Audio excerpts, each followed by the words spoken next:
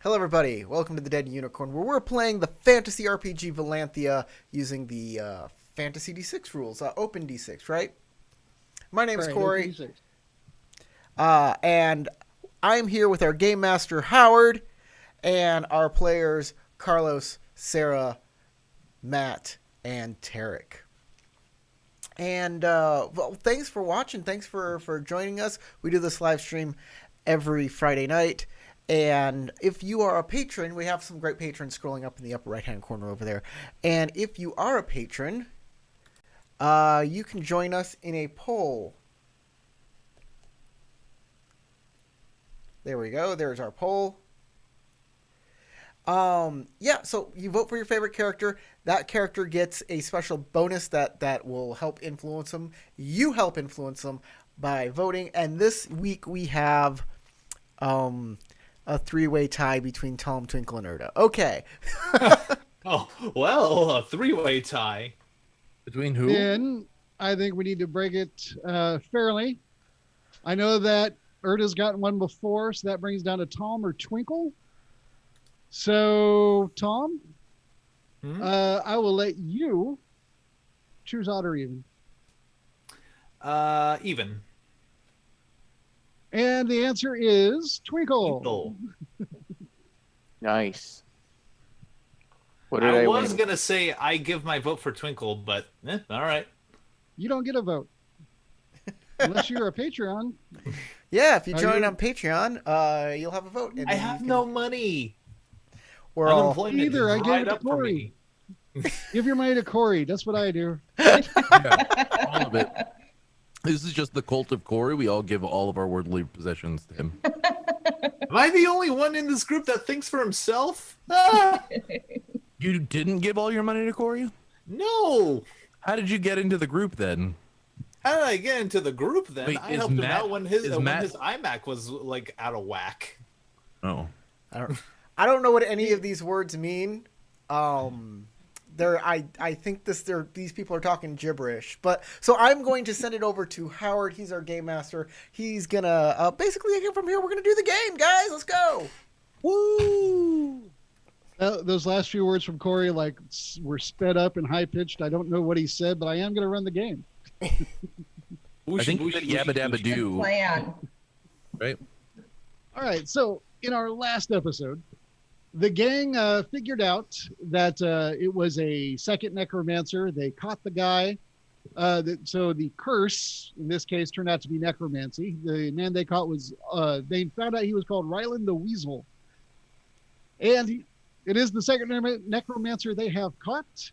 They got to interview some of the locals at the Murdered Squirrel Inn, including Elsa and Abner, the elderly dwarf couple, and a big bald guy and a dwarf that are minors, the digging type, and not the underage type. They didn't ask them their names, which is too bad because they were named Bulk and Skull, just for Corey.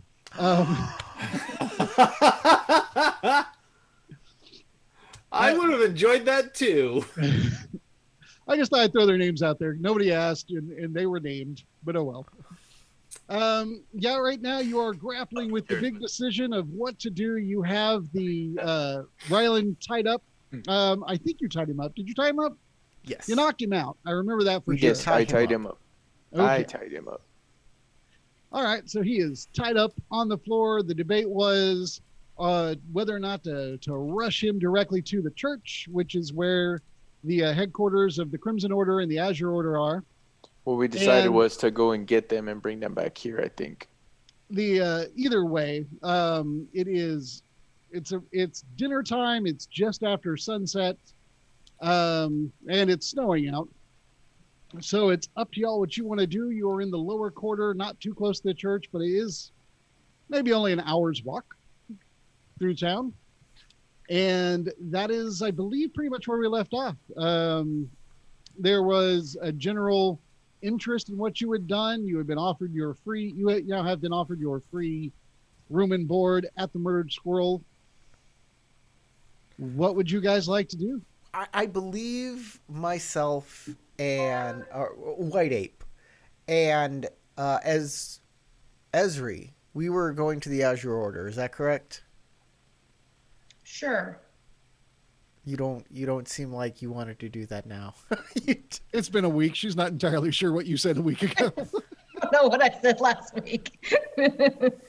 Like, I saw that Erda was outside, so maybe it was supposed to be White Ape and Erda. No, No, I don't want to go I to was Azure I was Order. specifically not going to them. That's Okay. We had I think I was outside because me and Corey originally, or me and White Ape had originally planned on going out and to a different location at first, and then we couldn't decide on whether we were going to get the Azure Order to come or not. And then Corey said, well, I'll just go get them with somebody else. And I think that other person was Esri. yes. It might have been Twinkle. I'm not No, positive. I made a big deal. No, Me. Twinkle and Tom were injured, so we thought it would be best to leave them back Oh, at yes. the We're end. going to keep them here. Yes, and Okay. Esri and White Ape, the two people who never got a little adventure together, go off together, and I was really excited about that. I was like, Esri, we're gonna go. Yes, Talk and to we the said we were Azure going to Order. get to know each other. That's right. Is that code for hugging? For hugging. No. The dreaded hug. The dreaded special kind No of one hug. can know that we're hugging. The smug hug. It's like patty cake. No one knows we're playing patty cake. So you two start off through the snow, trudging up the roads that will lead you up to the upper quarter where the church is. The rest of you, are you going to just sit around, enjoy your food, and kick back and relax, or would you like to do something else? I would like to get healed. What are options we have for healing other than ourselves, Howard? All right, so that's something that you need to know. I'm pretty sure I said it before, but magic healing is rare in this world, like That's what you super do. rare. So the best way to heal is to take a nap. If you can find a doctor to attend your wounds while you are sleeping, then you have a better chance in the morning when you make your roll to heal a wound level. So how bad off are you right now? Are you wounded or incapacitated? There's wounded, severely wounded, incapacitated. Last I What checked, it level was is that? incapacitated, both me and Twinkle. Okay. Well, the thing Um, is, I never marked it off on the character because it was mental wounds, not physical wounds. Yeah, but you have been kind of torn apart on the inside. Yeah. Your very soul is a soul damage. Well, Your let's go soul to is pulled church. It's not mental. That is a different type of damage that can also occur, but it wasn't mental attacks. It was soul attacks. Your very spirit of your being. But like most magical wounds, it heals much the same way regular ones do. It takes a lot of time, and if possible, the help of a doctor. There are healers, which are basically doctors, sometimes associated with the Church of the Light. You haven't been to this particular temple, but it is known to be one of the largest temples there is, and it's here in the capital city. So there's a good chance you can find some sort of healer there if you want to also trudge through the snow for an hour and go to the temple.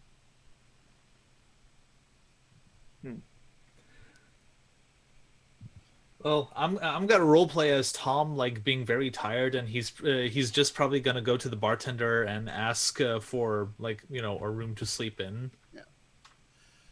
And so that you all know, I'm just going to read it real quick. Incapacitated. So other than the losing conscious during combat, you need to know that you are down 3 dice on anything you attempt to do until you've healed a level. Mm-hmm. Including trudging through the snow, I assume. Yeah, it'll be difficult. You don't necessarily have to make a roll at this current level of snow. But if the weather gets worse, there will be some athletics involved to continue moving, which is basically going to be a physique roll unless you have stamina, I think, is a skill. Then you can add that. Yeah. Okay, I will join Tom and be his thunder buddy, cuddle monkey. All right. The two of you are you going to have a meal and go to bed? Is that basically your plan? Or Yeah, just go to probably bed? just like eat something, because as far as I can tell, Tom didn't eat anything at all today. If they're gonna eat and then go to bed, I'm gonna stay here and look after them while they do that. All right. The dwarves that run the place are making up some stew for dinner. You can smell it. Smells good. It's nothing gourmet, but it's cooked meat and cooked vegetables in a big stew pot. It's healthy and it'll keep you alive. Uh-huh. That's what I'm looking for. Well, to keep us alive, Tom might need salt or decomposing eat flesh. meat. I don't know. Actually, mushrooms have no problem digesting food. Oh yeah, well I'm just being facetious. Oh, okay. I just want to make sure that the players are clear that he can eat. In fact, he has to eat. He has no special ability to not eat. Yeah. He has no ability to not eat.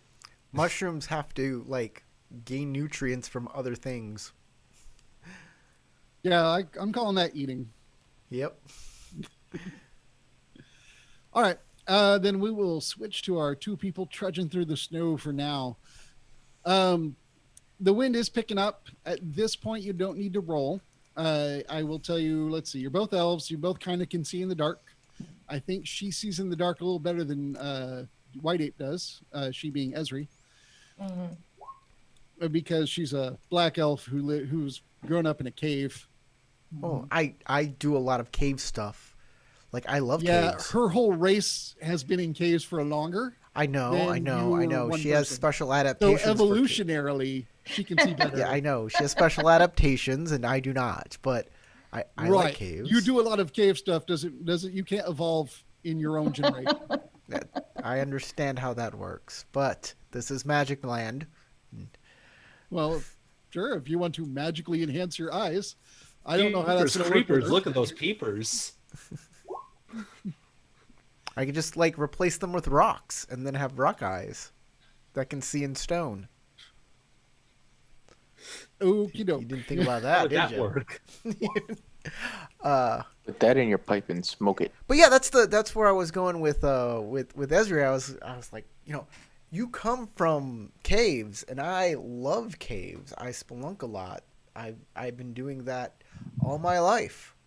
Excellent. I lived in the mountains, which is weird because I know that wild elves live in the forest, but I did not. All right. As you are traveling, you have to cross a bridge over a waterway, the canal that runs through the city between the lower quarter and the lower mid quarter.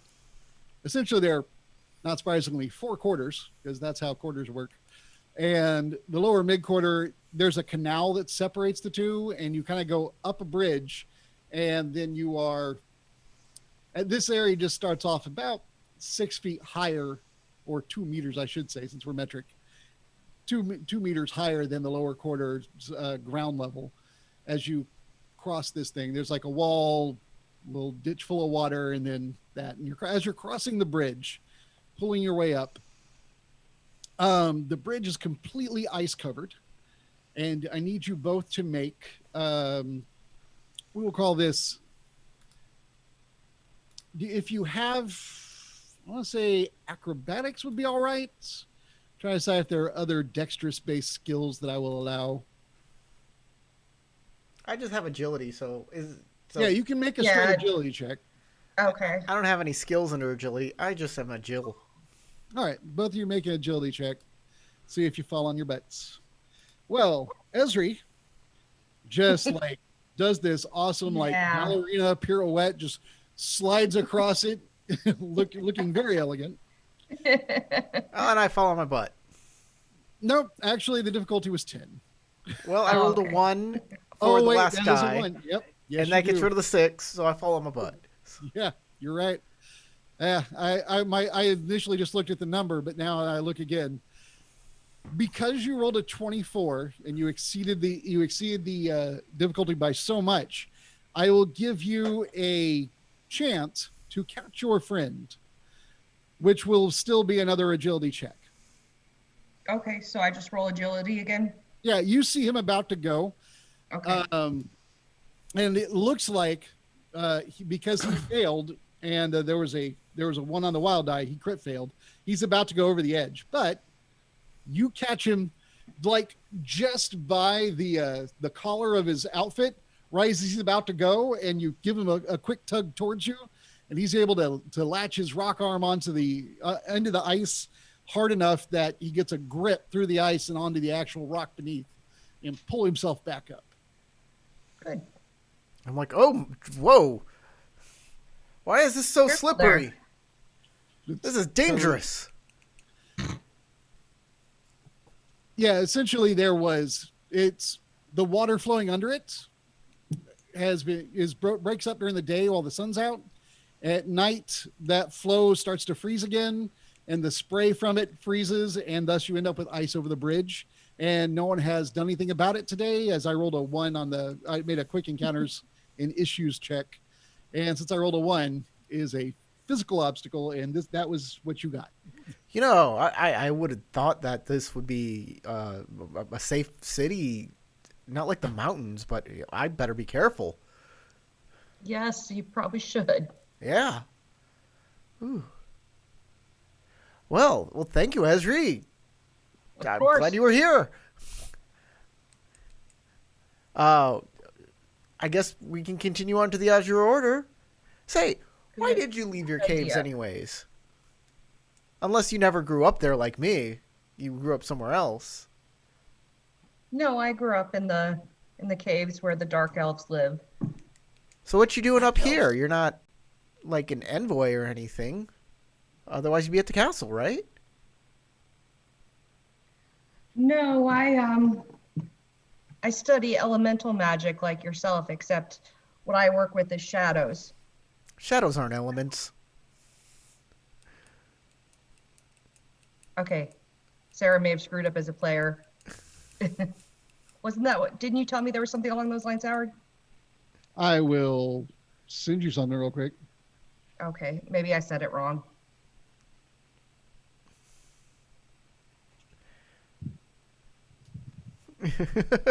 Maybe they are. Maybe I'm stupid. That's always a possibility. I have no, but shadows don't seem like elements to me. No, you're wrong. There is definitely an element of shadow that can be worked with. Really? Is there an element of light then? I wouldn't know about that. Shadows are what I work with. Well, you see, Could be. I deal with earth, and then there's air that wears down the earth, and then there's fire, and then there's water, and they cancel each other out. So if you have shadow, then there's something that cancels out shadow.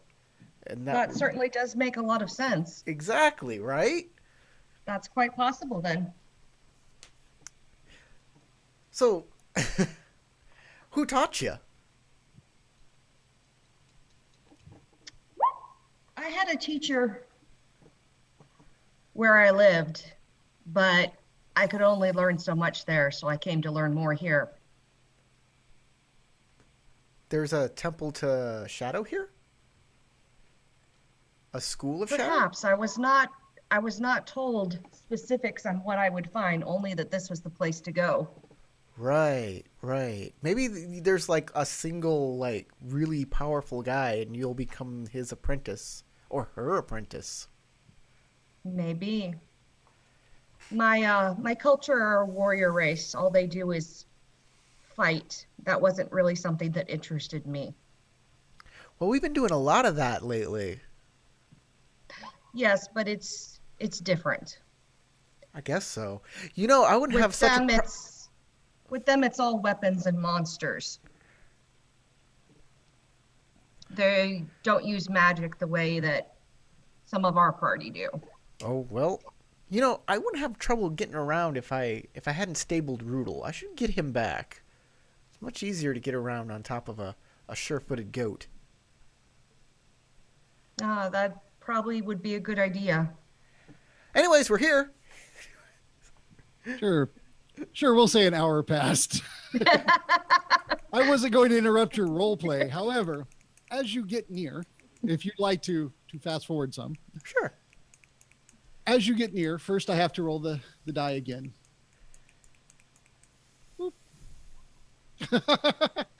The die really likes watching people fall down. Apparently. This Actually- time it's a banana peel. This time it's a banana peel. No, actually, this time, because I was actually going to do this anyway. The weather is getting worse, so the snow increases to a point where you're having trouble seeing. So, I would allow if you have a skill of survival, if not, say acumen to find your way. I have survival. I'm a survival kind of guy. You are a survival kind of guy. There's a It's 20. your turn to shine. Hey, look at that. You are able to kind of pick out, you can't really see the buildings anymore as the flurry increases, and also as it gets later, a lot of people are just putting out their lights and such. It looks like the people here are just used to just turning in when the weather gets this bad. But you're able to pick out from the feel of the rocks beneath you, well, beneath the ice beneath you, where your path lies. Something that I imagine your character would normally do in such a situation. That's why I went this route. And you were able to pick out a path and say, all right, this is an incline. I know we're going up. This is going to be the continuing of the same cobblestone. And you find the road without being able to actually see the road, and you can continue on. You can either lead her or you can make her roll for herself. I will lead her. I'll say it's this way. By the way, it's getting pretty hairy out here. It reminds me of home.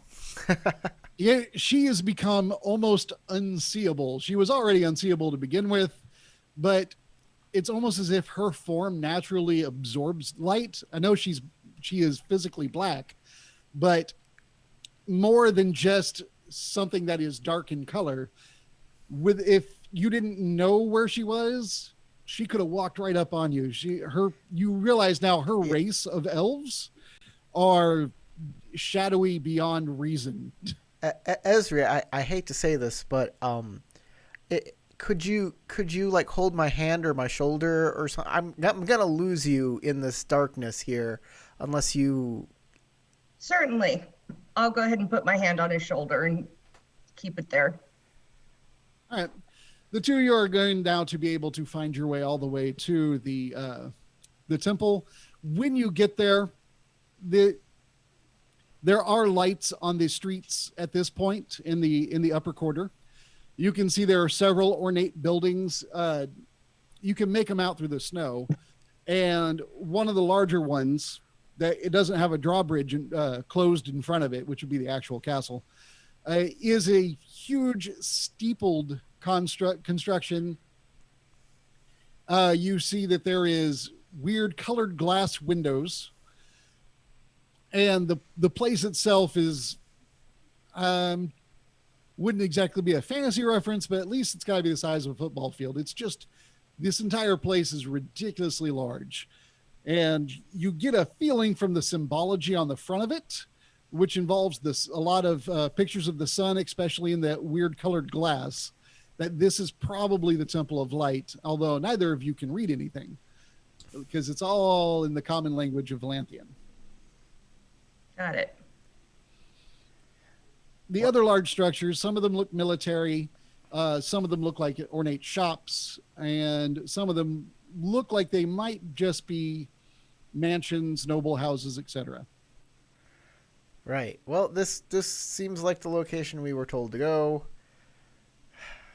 I'm gonna go straight towards the open door, the entrance if it's open, or if it's not, I'll give it a good rap. All right. All right. When you get there, hang on, looking for it. You see. Oh wait, I have a map for you. Ooh. I forgot. Can I move just two of the players to the other map? How does that work? You just load up the new map and then we'll drag two new icons onto it, or however you want to do, unless it's part of the same map here. Yeah. So I'll just drag my little guy on. Okay. And boop, there he is at the entrance. All right. So you do see that they are men. Due to the weather, they are kind of crowded up against the big closed doors behind them. I don't know how to do the dynamic lighting. Sorry, but right, I'm gonna just ping it. That's a closed door. That's a closed door. Right. They are like leaning up against it, and you can tell they've got their heaviest sets of armor on. You would guess they probably have full outfits underneath to try and stay as warm as possible. They're kind of huddled. One of them is smoking. The other is just openly drinking something, probably alcoholic. And they see you coming. The man in the blue, since that's the side that you apparently have chosen. Ezra, do you know how to drag your character? Do you need me to do it for you? Yeah, if you would. I'm trying to figure out what I'm doing here. All right. I'm going to put you right next to your friend. There we go. Excellent. Thank you. Maybe I'll turn you around. Let y'all face people. Yeah, there she goes. Appreciate that. Trying to turn him. Yeah, there he goes. Okay.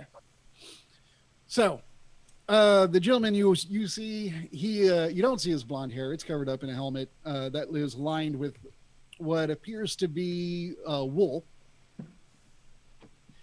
He looks over the two of you. What are you doing? Hi. Why are you here? It's late. We're closed. I'm looking for the boys in blue, the Azure Order. We have something that only they can deal with properly. He looks over the two of you. He looks at the black elf and says, "You've caught a necromancer?" Yes. Well, all right. And he points his sword at her. No, not her. She's not. That's what her people look like. That's not a necromancer. It's just the type of elf we are, I swear. In fact, she helped stop the necromancer, but we did find one at the murdered squirrel. The trash in the lower quarter?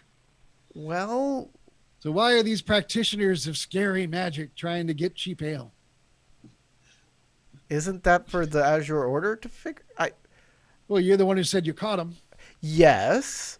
They were very mad at the establishment for snubbing them, I think, and was sending ghosts to murder the entertainment. Right. Okay. He looks over at the other guy is like, hey, Harold. The guy looks over, the guy's has a red tabard on. What? Well, these guys say they caught a necromancer in the lower quarter, and so I'm going to take a bit and process him. So you're in charge. Harold looks, you can almost hear the sigh through the armor, but you can't make out his face. He's got so much on. He takes a big puff and lets it out and goes, fine. Looks mad. The guy in front of you, puts a cap on his drink and stows the canteen away, and he'll lead you in. He looks like he was happy to find a reason to go inside. Sure. So let me turn my little fellow around. There we go. And he leads you in. Excellent. I don't need to adjust the dynamic lighting or the doorways or anything because I don't have any. As he comes in, you see another fellow in blue looking at him. Hey, what are you doing? Oh, they say they caught a necromancer, so, I'm going to take him over to the desk. Hey, Sarah, you got to move your icon. I can't move it. Oh, I'll move her. Whoop. There. We assume she followed. Yes. She's on another website right now. She's just checking her Facebook. No. Anyway, all right. So he leads you in. The other guy gives him some flack about bringing you in, and tests him on your story. Apparently, the guys that are posted outside make a lot of excuses to come in, is what the two of you gather. And but he seems insistent enough, and that is a legit reason to bring you in. So the other guy's fine, whatever. He's going to lead you. If you scroll up a little, the top left, Oh, you do see the two giant statues that are the centerpiece of this place. One of them looks like a huge armored man, and the other looks like a man in a cloak holding up a scroll. And there's a plaque at the bottom, basically thanking the Azure Order. Oh, wait, no, you can't read it. There's a plaque at the bottom. It's got scribbly stuff all over it. Yeah, that's all we see. And that's it. Scribbles. All right. But to the up and to the left there, you'll see a desk, and he leads you to that desk if y'all want to follow. Sure. Grab my icon. Oh, no. Yep. There we go. Oh, hang on.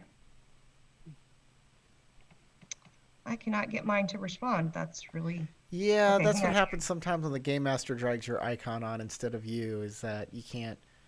just Can grab... she can't use Yeah. it? She might not Okay. be Hang on able one to. second. Let me see if I can get this to... You just have to click it once and the little blue outline comes around it, and then you can click and hold it and drag it. Yeah, it's not responding. Then go to the little like journal icon where your character sheet is. Click and hold your name and drag it onto the board. And Yeah, just Okay, make a I'll new try one. that. See if that works for you. Yeah. All right, hang on. Okay, there we go. there you go. Cool. Then you can go ahead and put her wherever you like her. If you click her Alrighty. once, you can also turn her by grabbing what looks like the handle of that square frying pan of blue lines. Ah, okay, cool. Thank you. So he brings you up to the desk. He'll move over so that y'all can state your story. The man in front of you, he's a big burly guy with slick, greasy hair and kind of a 5 o'clock shadow. He introduces you, says, I didn't get your names, but this is Reinholdt of the Crimson Order. He's in charge of the desk tonight, but he can take your story that would normally go to the Azure Order. He can relay it. Okay. Then he Reinholdt looks at him and he goes, "Oh, they say they've caught a necromancer, but I got to get back to work." And he turns, and if anyone actually pays attention, he makes like he's going to the front door, but then he makes a little detour. Gotta use the bathroom. Sure. Stay inside Yeah, for that's a little longer. Hi, Rhinox, was it? Was it? Did he say your name was Rhinox? Reinholdt. Rhinox. Reinholdt. Rhinox. What is this about? Necromancer? Yes. My name is the Winterboard Catholian, White Ape of the Spring, and this is Esri. Esri Darkstone. And which one of you is the capturer and which one of you is the necromancer? Oh, we're both the Oh. capturer. Yes, Oh. we You have didn't the bring it? necromancer secured for you. Well, where would they be? The murdered squirrel. You left them in a terrible inn. That place is slightly worse than our prison. He Well. has a good laugh at that. So that you know, this is Reinholdt, and this is a big burly guard dude. All right, Rhinal. I The kind of rest like of- that his name might be Rhinox, but He's not Rhinox. He is Corey's not an gonna Autobot. rename your NPC. Reinholdt. Rhinold. Okay. The rest of our party is securing him. So we were hired by the murdered squirrel to help them remove a curse, and we found that the source of the curse was this necromancer that we subdued and then tied, and he is waiting for somebody to take him into custody. And since the Azure Order specializes in that, we were hoping that you could come and take care of him, because we're not Qualified. no. He studies you. Mostly he studies White Ape because you're doing most of the talking. And you get a sense that he's not necessarily buying your story. Go ahead and make a persuasion roll. Convince this man. All right. Why don't you let me? Can I do it or he has to do it? He did most of the talking, did so most of he's the the one talking. who has to be persuasive. And I'm a stutterer, and I'm like That's fantastic. weird. And If That your should go character is well. persuasive, I would suggest you speak up. let me. Here we go. Charisma. But this is something that normally happens with new parties: is you begin to learn who has what strengths and who should do the talking and who should do the smashing. 333. My character likes to talk. He's just not charismatic. He's more like kind of just not annoying good and at weird. it. All right, you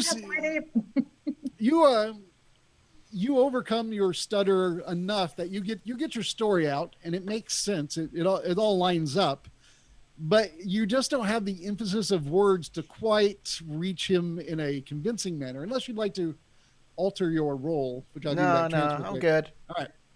He looks at you, goes, "Boy, or man, I don't know your elf ages.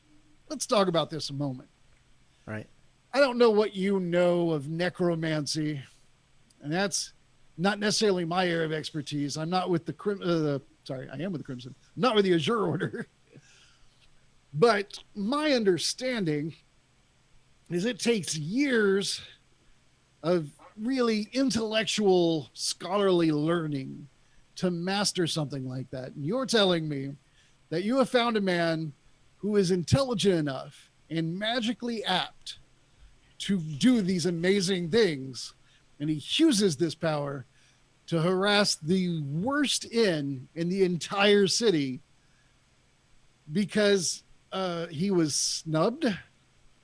If I may ask, is there another power that allows the control of the undead, of ghosts? Not, I don't use such magics, but if it exists, it would probably follow that it would come under the same order of magic, which is all pretty much the demonic kind. Ezri, That seems quite logical. If you allow me. Ezri, can I ask you something real quick? Of course. Okay. Excuse me. He asked me One moment. he asked me like a really complicated question about this thing, but I get the feeling that he doesn't want me to answer that. Did he want me to answer that? I think perhaps maybe I could try to persuade him. Take a turn at it. No. He repeated my story and then asked me if he had it right, but he said it in a way that was. He doesn't believe you. Yeah. Was I supposed to say yes? I don't think anything that you'll say at this moment will be particularly helpful, but perhaps I could try to convince him. Okay. Is there anything I can do? Just give me a moment. Okay.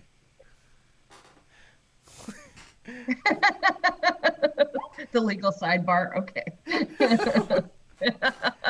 Your Honor, if you'll give us a moment.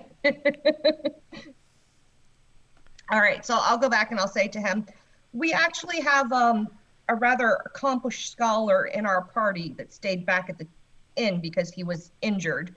And he assured us that that was what was going on, that there was a ghost that was harassing the people at the inn. Now, of course, I couldn't possibly tell you what the motivation would be, only that we know for a fact there was a ghost under the control of the man that we captured. He looks you over. You can try a persuasion check Okay. for your addition to the story. See if you add some sort of validity with the weight of your words. I was trying to throw something in there so I could make a roll because I know I'm probably going to do hopefully a little better. All right. You can show him your cleavage, but you don't have any shadows to show. No. Oh, that sucks. Oh, hey, look at you go. Well, that's not bad. One, you exceeded the 10, which is 10 is considered to be a moderate roll. And also, you got a 6 on the wild die instead of a 1. That's, I think, the big thing that helps. Actually, there is one other thing that I'd like to add as part of my role play. Oh, what's up? I would also like to mention to him that although perhaps we are not as expert in these matters as you are, if there is a necromancer out there, wouldn't you want to make sure and not just let him get away? Right. That is a solid argument, which I will alter the TN slightly for. But I'm not gonna have you re-roll again. So, but Right. I'm just saying that would be part of my in-character argument that he looks you if over. there's any chance. He looks that you he over, is. and he seems to consider what you're saying. All right, I'll tell you what. If you go and fetch your scholar, and if you have this person captured, bring him here. I would be willing to send for Cordery from the Azure Order to have a look at him and verify what you're saying. That seems very reasonable. Wait, Don't no, you it think, doesn't. White Ape? That doesn't seem reasonable at all. Have you been outside? It's like a hail of eagles out there. It's not good. We can't bring a man that we beat half to death through that. They'll die. They'll not survive that. Needless to say, I almost died falling off the bridge trying to get here.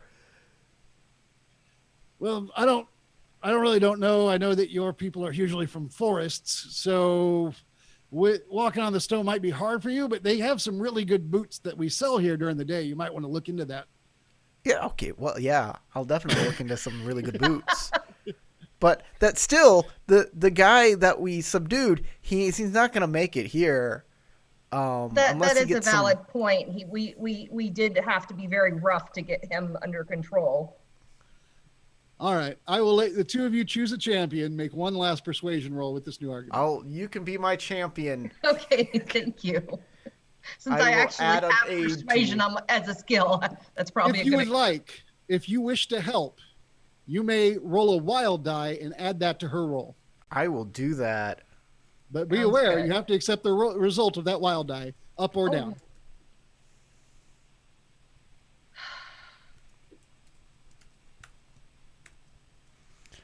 Okay. Oh, look at that. Wow. A 9. Boom. Yay! Because she rolled kind of awful, but Good, yes. with your help. Over there going, yeah.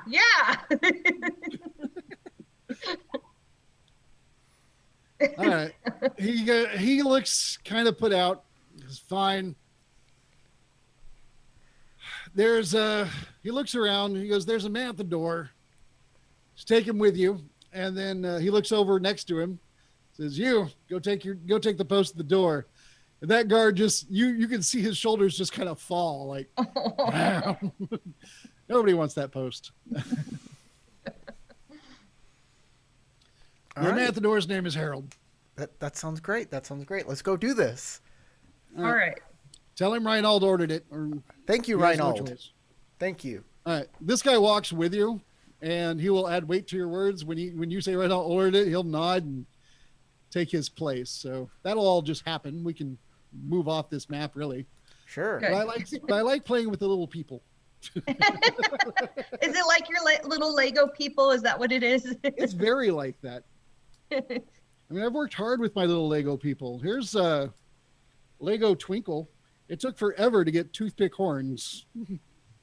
Did you ever find a Lego person for my character? That is awesome. The problem I'm having with your character is I'm going to have to melt off half of a hairpiece. I have a wood burner that I intend to do so, but I haven't done it yet. Aw. All right. So, I also have this fellow. There are no giant goats in Lego, just so you know.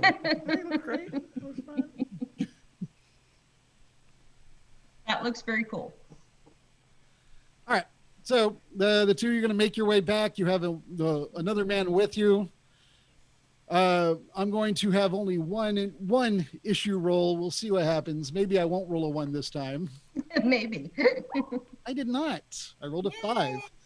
On a 5 or 6, you are not impeded. And so essentially, you're able to retrace your steps through the snow. You can kind of make out faint imprints at first of where you've been, and then from that point, you just kind of recognize enough. You're able to find your way. All right. Yay. So we can switch maps. Boop, boop, boop, boop.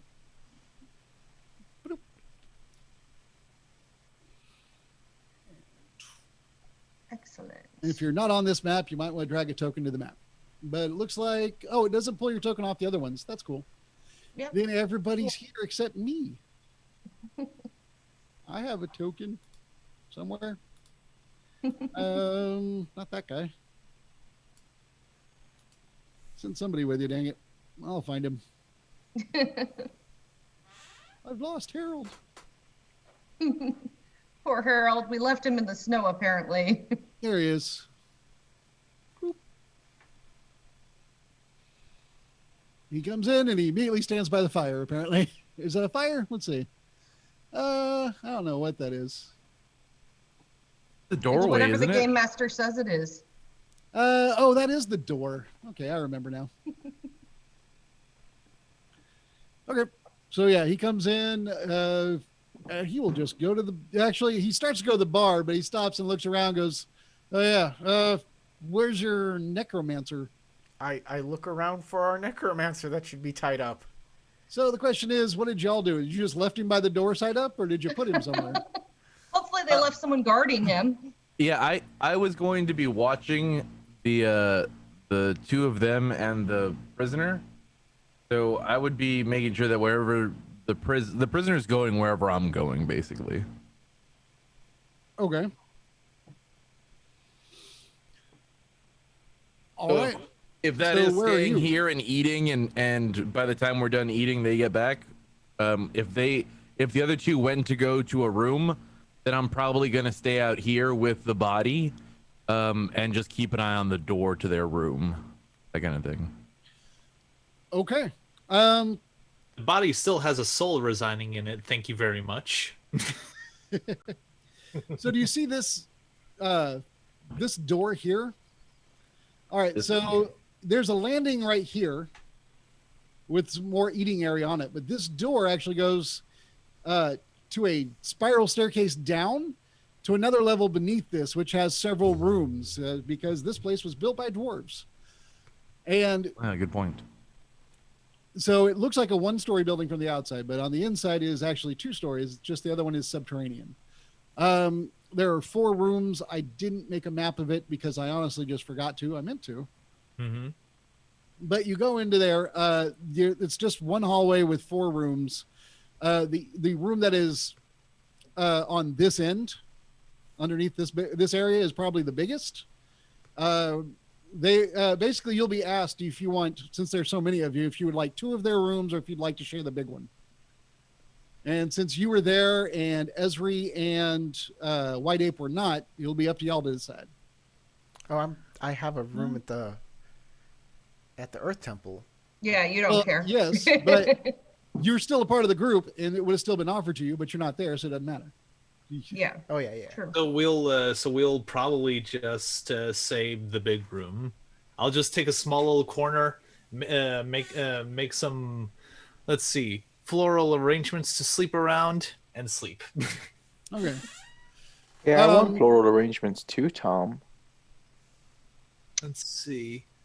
My quirk is what was it? You prefer to sleep around flora. If you rest in a place devoid of it, you will have to have a metal check or be at a -1 penalty for skill checks the following day.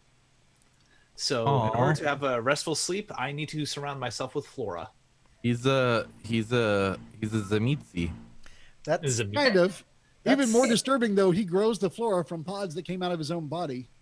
Which That is- That- concrete that's doesn't more even do disturbing that. than fleshcraft and That is bonecraft. that is like slightly more disturbing than fleshcraft. I'll give you At that. this point, Howard, I'm looking at my own bed and saying, it looks much more comfortable over there with him. So when he lays down and gets comfortable and goes to sleep, I'm gonna go cuddle up next to him in his little flower pods. He left Like- a beanbag upstairs if you'd like to go get it. It's a mushroomy beanbag. Oh yeah, I'll go grab it real quick. Yeah. Tom is probably okay with that, I'm guessing. As you go to pull it up, you'll notice that it did take root, but it doesn't take long to like pull up and get it out of there because the roots are thin and went through the boards. So as you like kind of tug at it, you can get through those thin roots and then pull the thing up. And run upstairs, put it next to him, and go cuddle up. Yeah. Okay. So one corner of the room looks like a mushroom forest. That's adorable. Isn't It's it? a Oh my God. bioluminescent mushroom forest in one corner of the Even room. better, and I just go with it because I glow, so it's good. There you Hey, go. neither of you are glowing right now. I know that's why we want to be in the mushroom forest. Oh, okay. Maybe it'll help the mental healing. I don't know. I'll try it. All right. So tied up in the corner of the room is in another corner of the room is your guy. Or actually, probably, did you bother to put him on a bed, or is he just laying on the floor next to a bed? I'm leaving that up to Erda.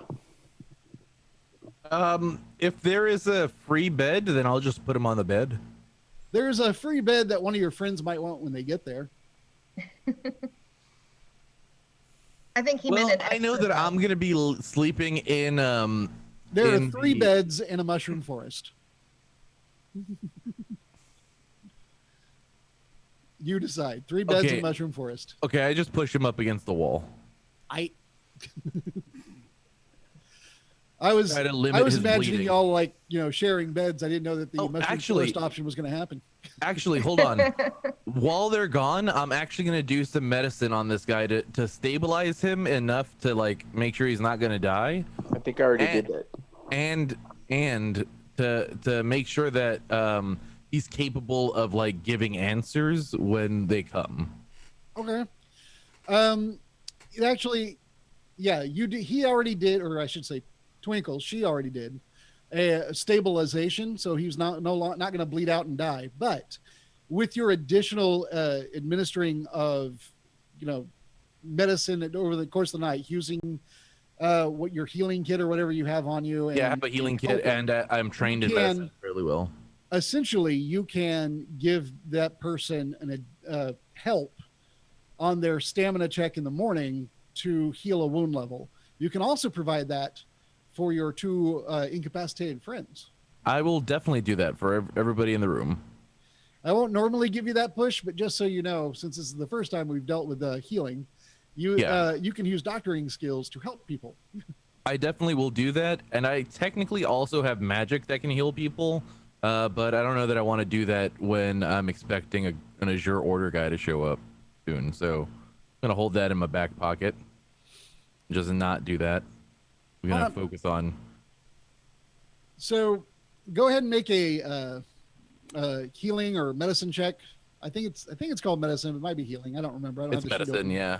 Yeah. Okay.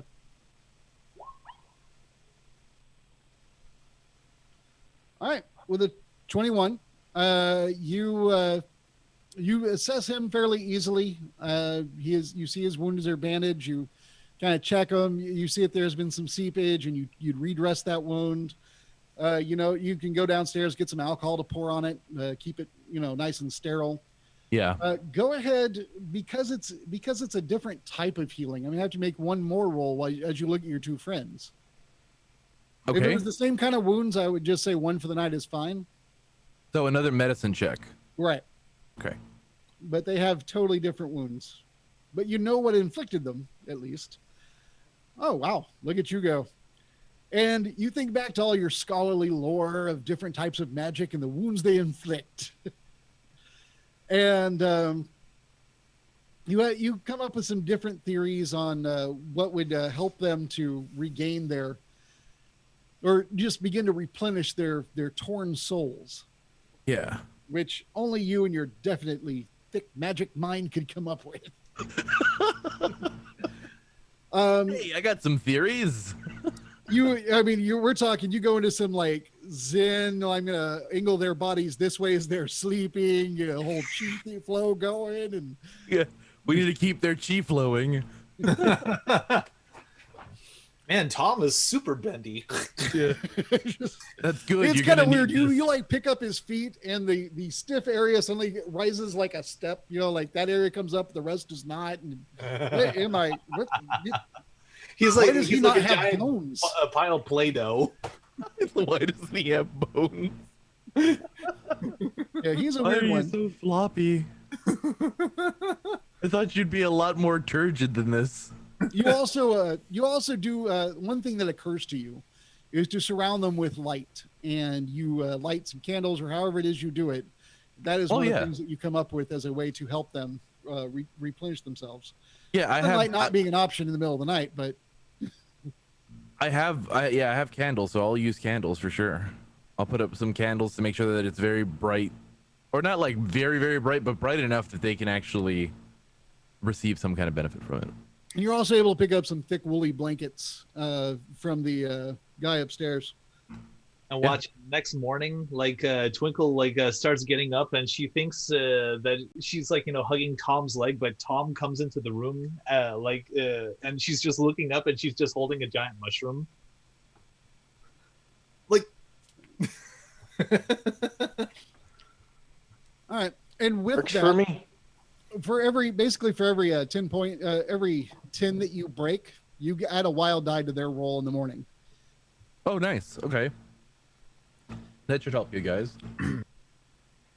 All right, guys. Who is awake to talk to Harold? I probably am for sure, but I'm probably gonna be trying to be quiet. Your friends are probably going to be passed out. The dwarf behind the bar will direct Esri and White Ape downstairs, and as to where your friends went. He'll tell you also that they took the weasel with them, and he doesn't even seem to want to use the guy's real name. He took that weasel with him. And you get down there, and the room is as described: 3 beds, a mushroom forest. The weasel's tied up next to, or actually between 2 beds, just kind of propped up against a wall a little bit. Still unconscious. And you'll see Erda setting up lights around your 2 friends that are sleeping in a pile of mushrooms. Oh. Is everybody okay? Erda, what's going on? They should be Well, looks better over in the and goes, morning. oh man, there are mushrooms growing in here? No. He's a person. Hey, Erda, He looks at the big patch of mushrooms with the one knocked down mushroom in the middle of it and looks very confused. But he looks and he goes, no, I see the person. She's Oh, okay. a he? No. That's another of our friends, but the big mushroom man is a person as well. He looks it over. Does he know what these things are? I wonder if my Maybe saints something- snore. Do they snore? They probably don't need to. They should be fine in the Probably morning, does. or at least in better shape than they were. Erda, this is Herald of the Crimson Order, I think. Herald. of Right, the- crimson. You can tell by the red. So anyway, Indeed. so the tied up guy, I guess, who we're looking at, and there was something about, or actually, no, he wasn't told about the scholar. He was just told to go with you. So he goes, so this tied up guy is your necromancer?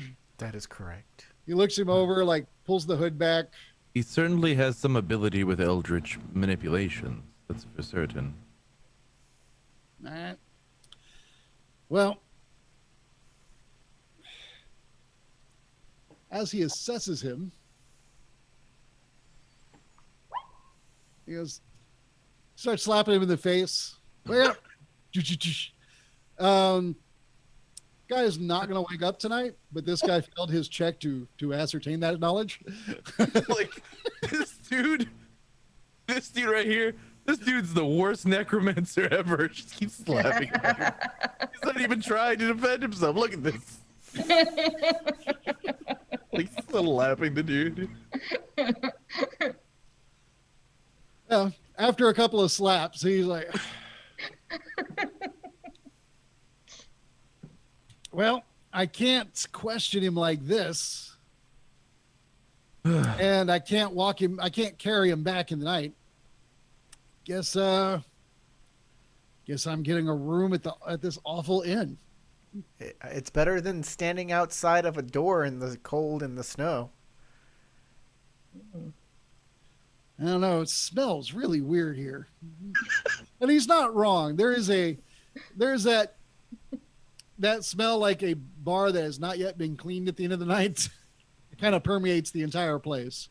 I also imagine that there's a distinct musky fungal smell at this point. In this particular room, yes. Like a moldy smell. I'm sure if you drink enough, you won't even notice the smell. Oh, come on. I thought we my saying smelled pleasant. Yeah, like fine cheese. Maybe the nobility would have better appreciation Aged of in a us. barrel underground in Paris. Ugh. We have our own catacombs here. So, Erda, Alright. it's really terrible out there. Do you think we want a chance getting back to the temple?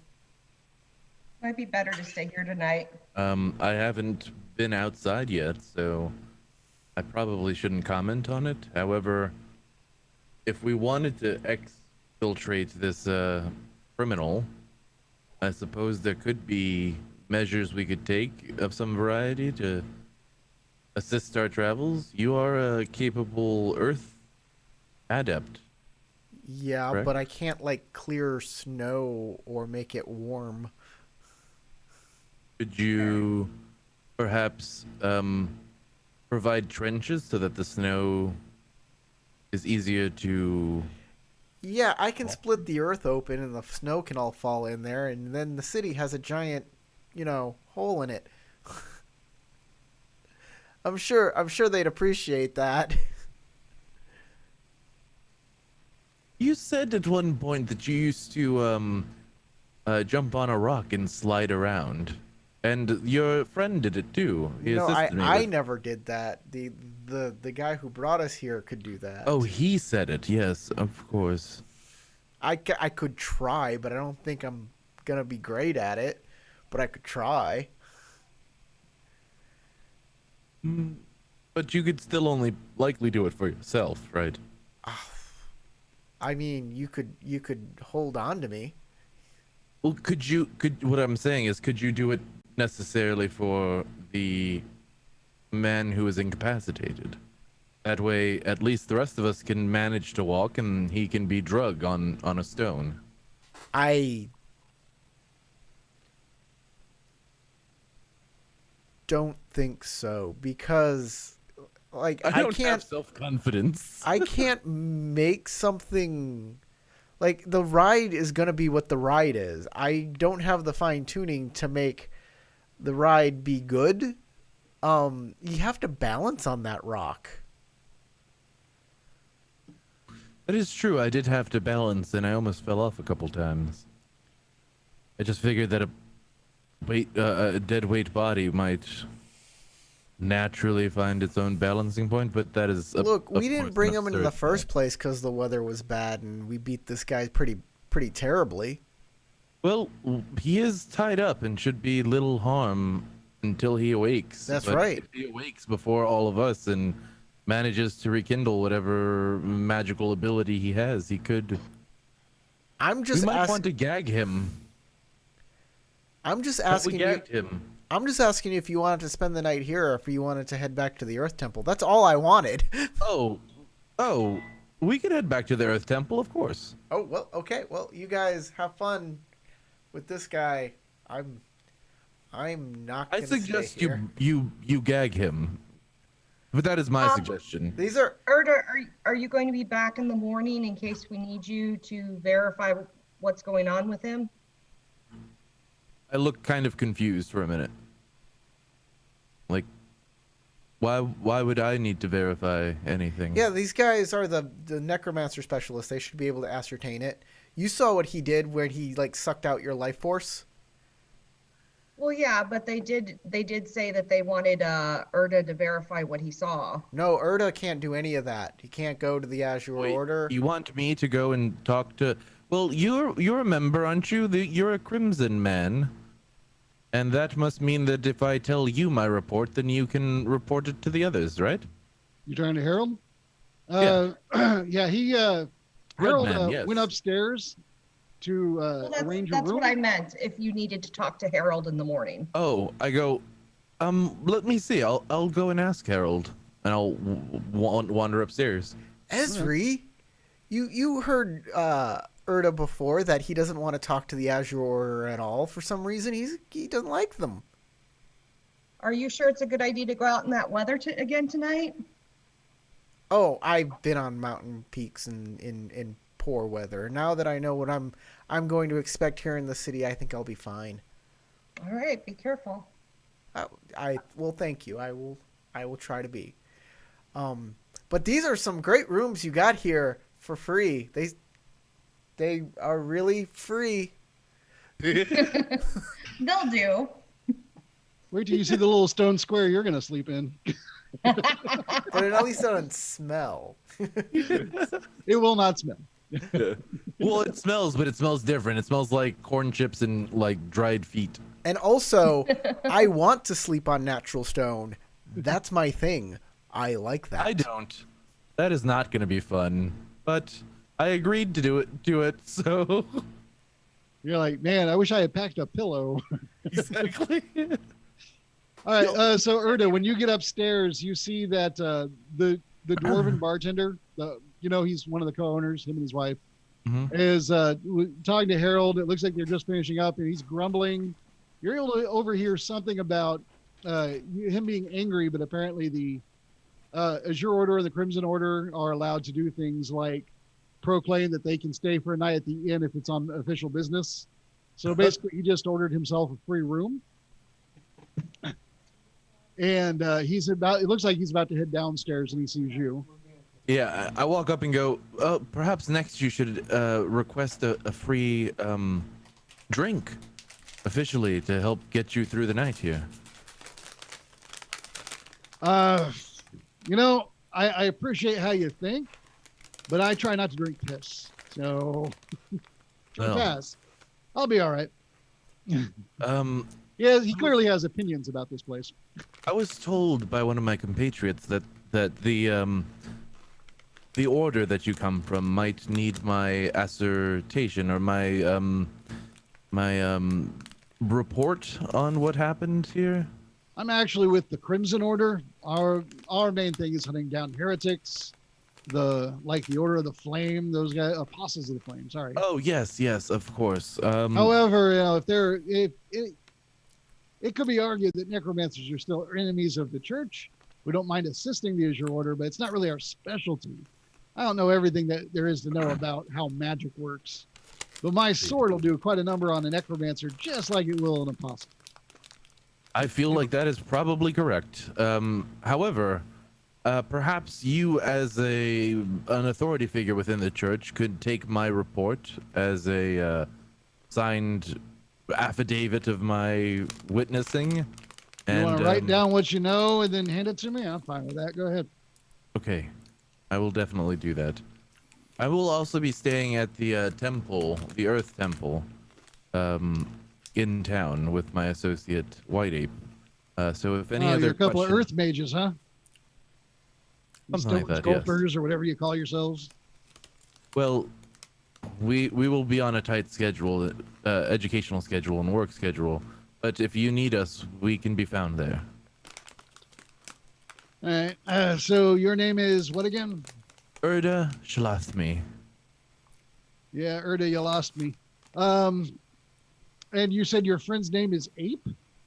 Yes, he is. Is that Elven for something? Because it means something different in Vallanthia. Well, I believe he has a name gifted to him by the wilds themselves. Let's say. So a white ape called him a white ape, and he's a white ape. I don't really know how wild elves work, but all right, I'll be sure and mention that. Just write down whatever you got for me. You can leave it with the innkeeper, and I'll just grab it from the lady one in the morning. Fantastic. I will do so, Harold. I hope you enjoy your rest. And again, if you need anything of me, please, I'm more than happy to assist. All right. And he goes downstairs, and he'll go to the room again that y'all are all in, except Stay in the light. Yeah. By the light to you too, or something. You get that he's not super religious. Imagine like somebody who joins the police, but not so much because of his for justice, but for paycheck. Yeah. You get that feel from him. He's definitely like, I got a paycheck, a badge, and a pistol, so I'm doing pretty good for myself. Yeah. That's the guy. So yeah, he goes back down to that room that you're all sharing, and he'll just kind of hoist up the guy and kind of over the shoulder him, over to his room, which he now has key for, unlocks it, and kind of unceremoniously dumps him in there, if anybody's watching. And he looks at the rest of y'all and is like, anything else I need to know? I don't think so. I think we're good. Well, if you want a reward, you're going to have to go with me in the morning to turn him in. Otherwise, I'll take care of it. And he closes his door. Reward? That sounds wonderful. There were rewards? I have bills to pay. Thinking of staying after all then? I come and grab my pen and like my paper and quill, and I'll start writing up what I know. All right, you start writing it in Elven or in the Angel tongue? Good point.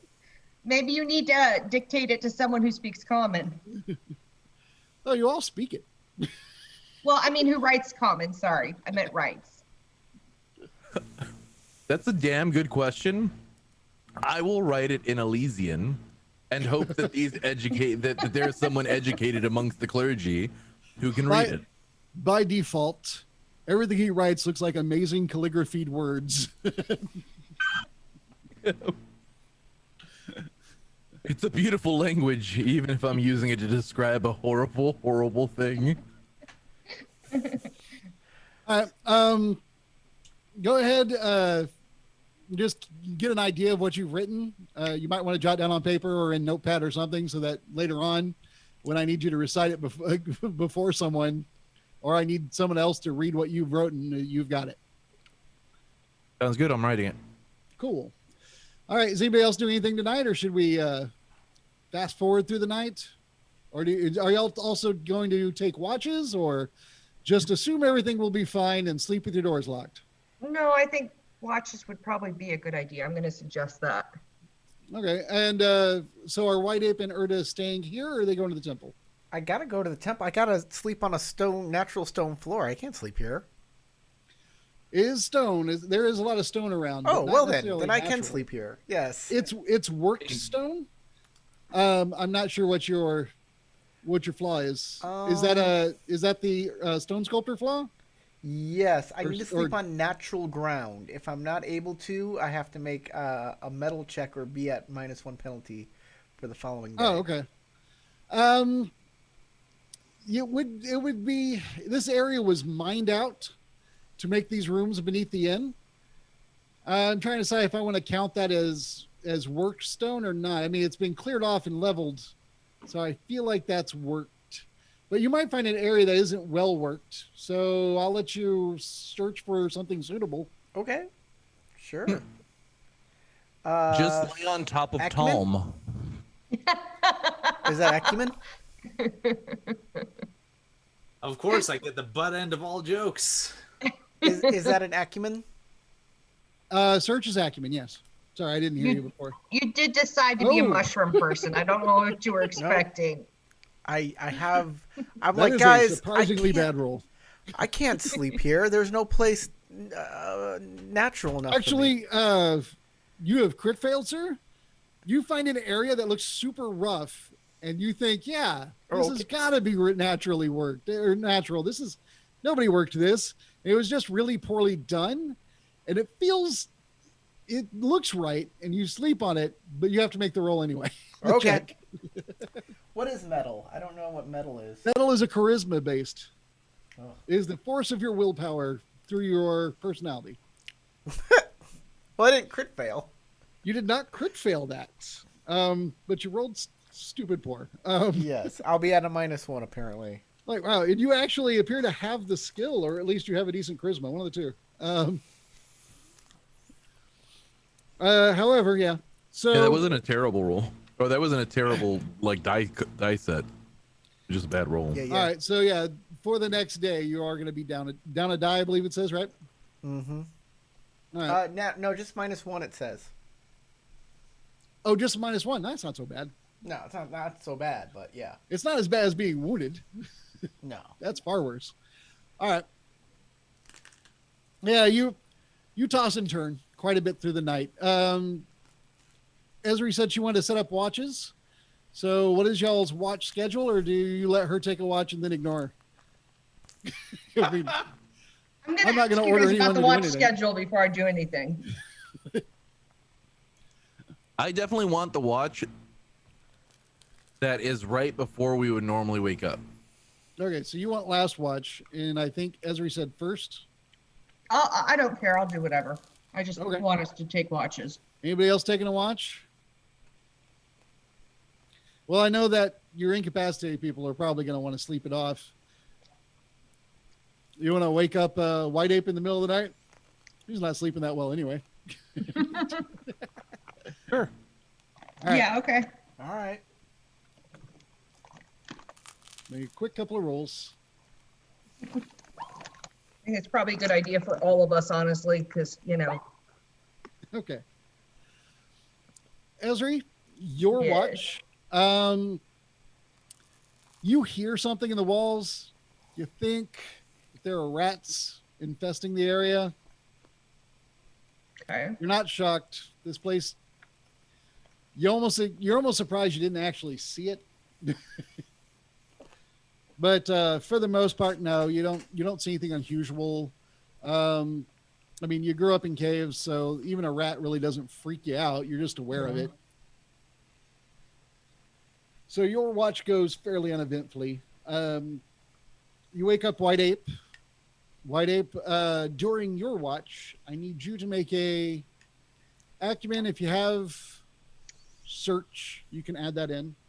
It's not morning yet, so the -1 does not apply. But you don't have a +1, unfortunately.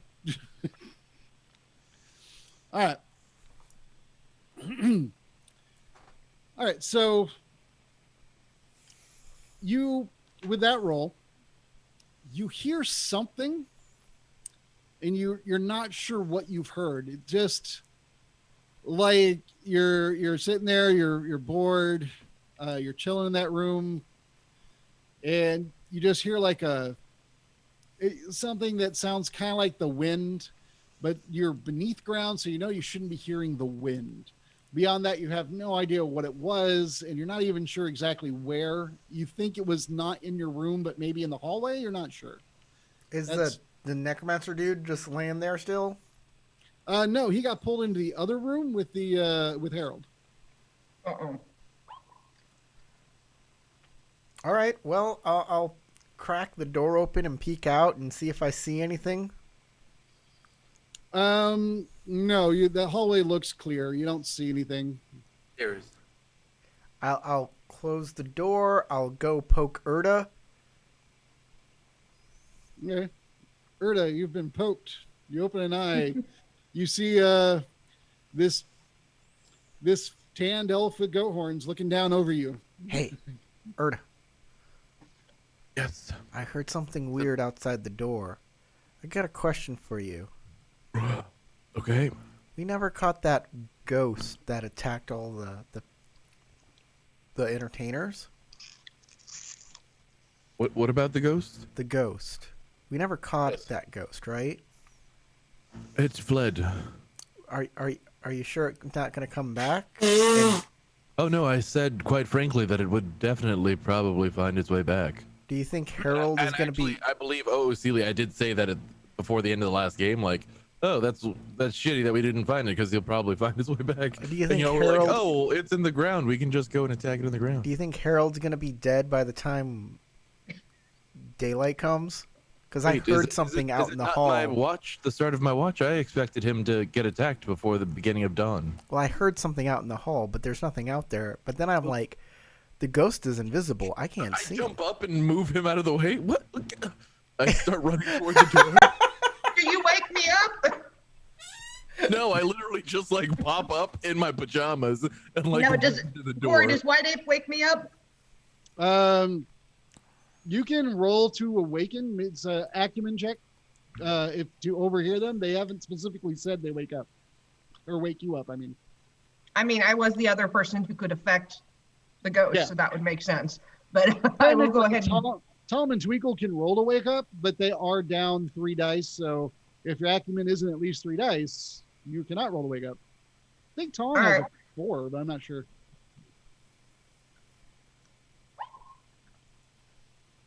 Okay, yeah, you overhear them talking, and you open an eye, and Yeah. you Probably hear me just go, as damn it, and then get up and run. right, you Out of open an eye, character, I and demand just my as Urda is rest. running out the room. Okay, then I will follow Urda to see what the commotion is. All right.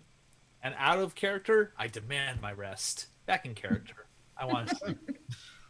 You with your high acumen are annoyed by the talking and roll over.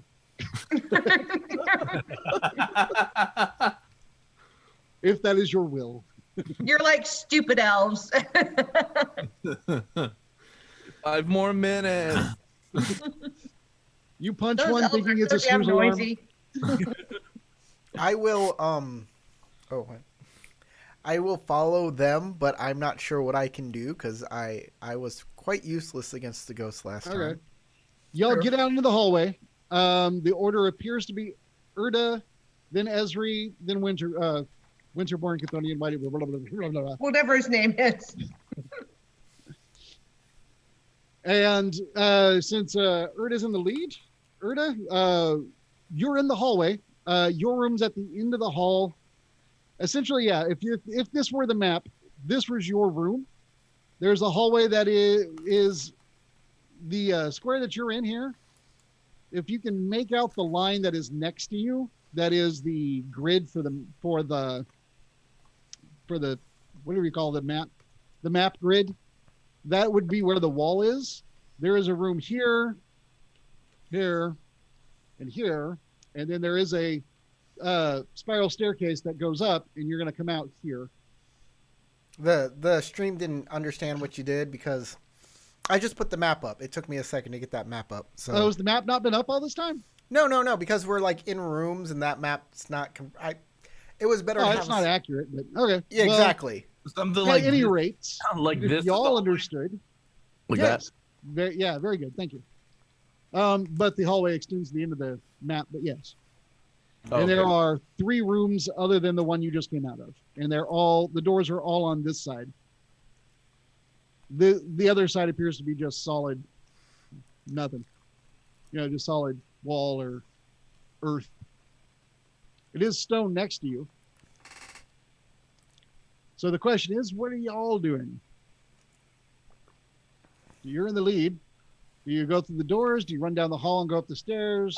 I stand first is I pop out the door and I just start looking around and trying to sense if there's anything I feel off in this area before I keep moving forward.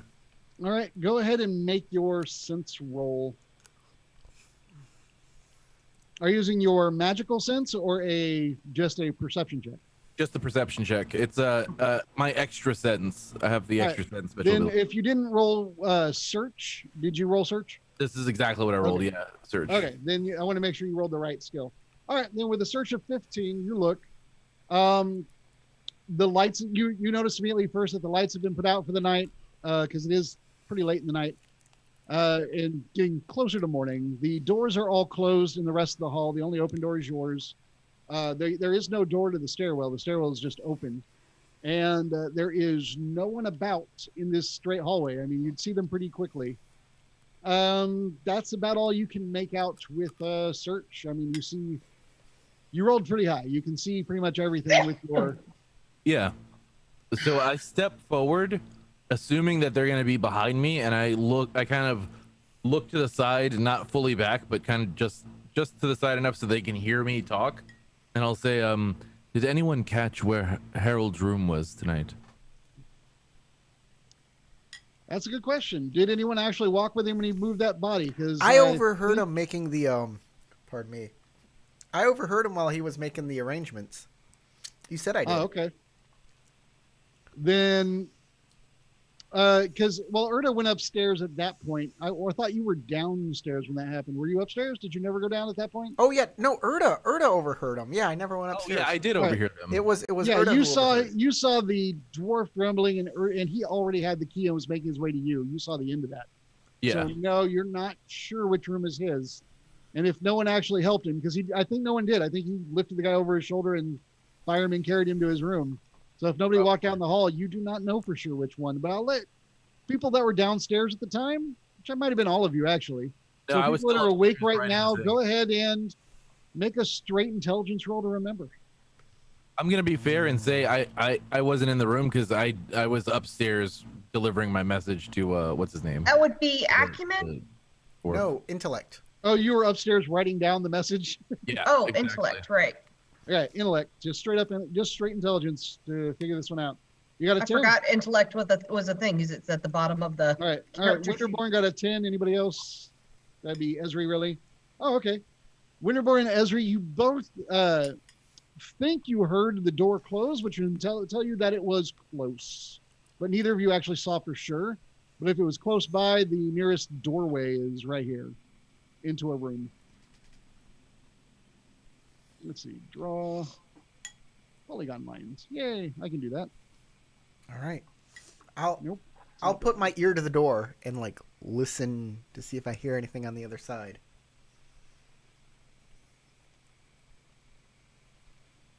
That's an acumen, I assume. All right. Yeah, that would be acumen. Actually, it would be search. If you rolled search, though, you're good. If you don't have search, then I do not. doesn't matter. All right. With that roll, here we go. That's not very good. The room would be a little bigger than that. That wasn't great, but oh well. One person on the end has a ridiculously big room, but these three are about the same size. I just failed. So you're listening in on that room here, and you hear nothing at all. I turn to everybody. I'm like, I don't hear anything. I guess it was a false alarm. I don't know.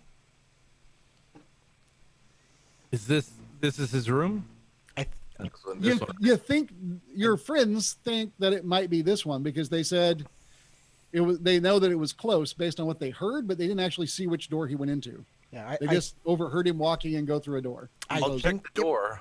I'm like 70% sure it is, but I'm not 100% sure. The handle of the door is locked. Okay, I pull out a little lockpick device and I start picking a lock. Really? You're not going to knock or anything? It's the middle of the night. I assume he's So asleep. you should break into his room instead? He's probably asleep. It's much better to break in. I love this reasoning. Go ahead and make your lockpick roll. Yeah, what could go wrong? I mean, who would be We're upset gonna about someone breaking into the go through room? act and then be big damn heroes. Okay, that's how this is gonna work. My character is naive. It's gonna work. Yeah, my character's naive and doesn't understand these. We're all naive in our own obscene weird concepts. ways. So you don't know for sure if it's the best idea to be picking the lock, but you do know that you can pick that lock. You start picking it and you're like, 2 tumblers. Who are they kidding? Click, click, please. Please. Okay, I slowly crack the door open. You feel like if you wanted to show off, you might have been able to pull this off with just your fingernail. This is super easy, guys. It's not even locked. You just open it up and there's a little latch right here. You just. Boop. All right. So yeah, you get the lock and you are going to open the door. Yeah, slowly open the door. You want to be, well, you said slowly, so I'm assuming you want to try and be stealthy opening the door? Yeah. Ish. All right, well, roll that stealth for me. It's just agility, right? Is it hide? Yeah, if you don't have stealth. Oh, is agility a different stealth a different skill than just hiding? Hiding is like, if you want to hide something on your person or find a great hiding spot, it's not the same. Like if you get into a barrel and then you're hiding, that is not the same as creeping around and using your agility. Okay, I'm spending a character point. Okay. Okay, 14 is better than 9. All right. A 14 is far better than 9. Oh, by the way, I did look it up. I know I said last game that I wasn't sure, and I said for now the ones wouldn't affect you on character points. I was wrong. Remember, I didn't write the actual game system. I wrote this campaign world, not the game system. So I don't necessarily remember all of it at once. But yeah, if you had rolled a 1, it would have counted against you. 6s, of course, still explode. But you rolled a 5, and that puts you at 14. You are fairly silent. Your friends behind you are aware that you are trying not to make noise as you creep into the room, look around. the first thing that's going to hit you, you do smell blood, or rather, you smell something coppery. But I'm going to just say that you specifically go, "That's blood." You Yeah. know. Oh boy. Definitely blood. You know I what l- blood smells like. I just sigh and look back, and then push my way into the room. Okay. As you push your way into the room, the lights are off. I know you can see a little bit in the dark, but you still have to make a roll to search the area unless you're lighting a candle. Yeah, I didn't say. I literally said that I came out here in my pajamas. So, So, well, no. there no- are candles. There are candle insets in the walls with candles lit. You know that or candles that can be lit, and you know that because there are some in your room. There are some in the halls. Okay. Then I'll grab one and then try to. All right. Well, Yeah, you just fumble on the wall for a sec, like when we look for a light switch. You find the Yeah. inset, you know where the candle is. You can light it and then put it back, and Okay. or hold it. And as you're holding that candle, as you light after you've lit it, you see, first of all, that you do see that the guy is dead. You can tell because he's laying on the bed, and there's his helmet is off, but he looks like he didn't bother to take all of his armor off. And his throat is slit, and there is just a huge pool of blood all over the floor that's running down the bed. You also will see that there is a circle of candles. The guy in his pack had candles. Oh wait, that's right. Everybody like super flubbed their rolls to search him. He had a pack full of candles. Yeah. Apparently, Yeah. because there's a lot of candles here. Or the Yeah. Crimson Order guy really just likes ambiance. Right. So Well, apparently he didn't search him either. Super flubbed the rolls because we didn't have we're at a -3 dice to the roll. You do see cut ropes. Beyond that, I need you to make a search check to notice any other important details. I will definitely be making a search check. We seriously underestimated that guy's ability to protect himself. I may be one of the few people who walks in on this scene and Or doesn't overestimated. immediately retch. Like, there's blood everywhere. That smells horrible. Right. We're all like walking and just As like, after Erda has walked in, if Esri or White Ape would like to walk in, you can see the same thing or make search checks. Really? Esri looks around, and it is just a mesmerizing amount of blood. Damn, I actually have the ability and I still flubbed it. All right, Erda, you, as you're looking at the blood, let's see. First, White Ape, are you going to roll? oh, actually, that's a plus. So that's a 13 Oh, okay. because I have Ultra Vision. as Oh, a- okay, cool. Yeah. Yeah. All right. Is Ultravision, is that just to negate the that's to negate if I gave you penalties to darkness, and I didn't because you lit a candle. In dim or dark conditions, canceled by bright light. Right, but Yes, I didn't give you I wasn't giving you penalties. Oh, I guess I'm just reading it wrong because the way I have it written down, it just says +2 to sight-based totals while in dim or dark conditions. Right. And Like then- if I said there's a -5 right now because you're in the darkness, you go, well, I have a +2 because I have dark vision. Oh, I see. So I'm only at a -3 instead. Right. see I what didn't. you're saying. I didn't say that it was dim or dark because you lit a candle. Then- Okay. Which cool. is, if you Then- think about it, like having a +5 versus your normal +2, you lit the candle. Yeah. That's fair. All right, so yeah, you lit the candle. You can see, but with that, first was White Ape gonna roll? Is Corey there? Yes. Is White Ape gonna roll? Sure.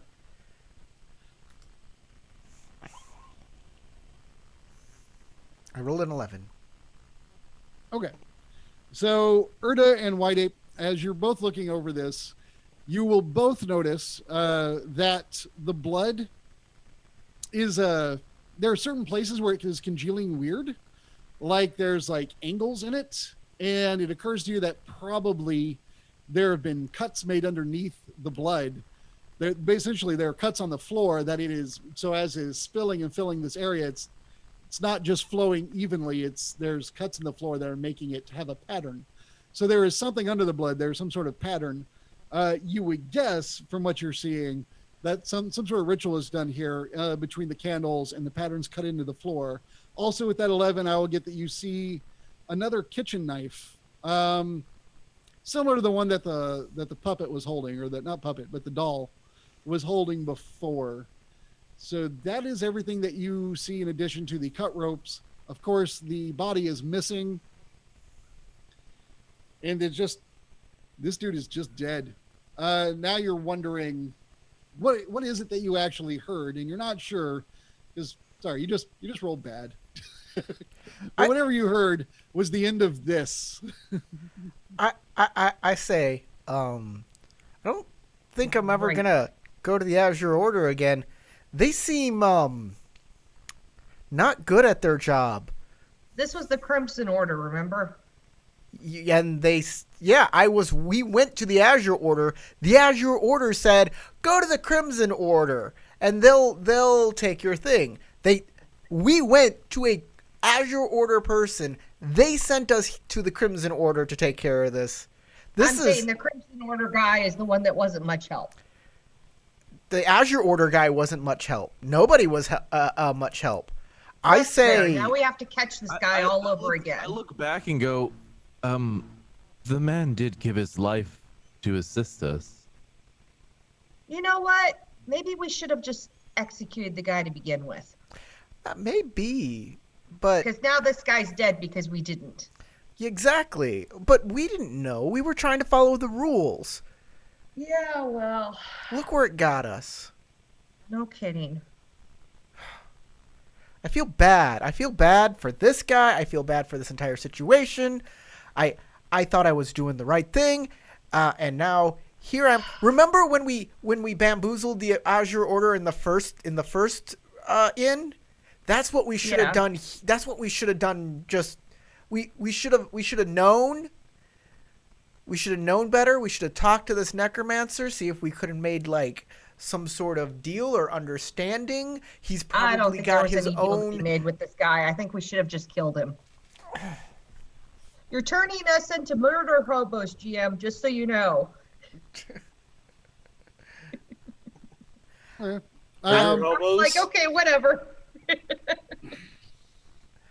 I think that maybe we should have discussed it with him some more about like what his goals were, and if like maybe this inn like is actually a terrible inn. I don't know. He's a bad dude. He already killed one person before this guy. Yeah. And he tried to kill some others. This guy's blood is on our hands because we didn't stop him.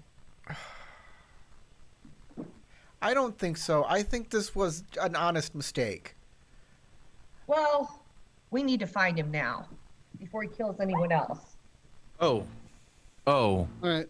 So what you see is Erda is leaning over the blood and looking while y'all are having that discussion. And unless you want to take a huge penalty to hide what you're doing, because it would be 2 dice down if you hide that you're making motions or don't speak. No, not at all. All right, then then go ahead and describe how you're doing what you're doing, and then we'll roll and I'll tell them what they see. And it may be disturbing for either or both of you, but my character is basically, as you two are bickering back and forth, he's like, at first he's just like panicked. He's like nervous and doesn't know what to do. Like he doesn't seem like nervous because there's a bunch of blood, but nervous like, oh my God, this man's dead and he came to help us. More like shocked about it. And then over time, as y'all keep bickering, he just turns to the body, stands over it, and starts speaking in a very, very beautiful language, but it's probably foreign to both of you. As he does that, he starts like ritually chanting. His eyes glow a little bit of like crimson red, and his hands come out from his cloak, his robes that normally they're hidden under, and you see them scarred and bleeding.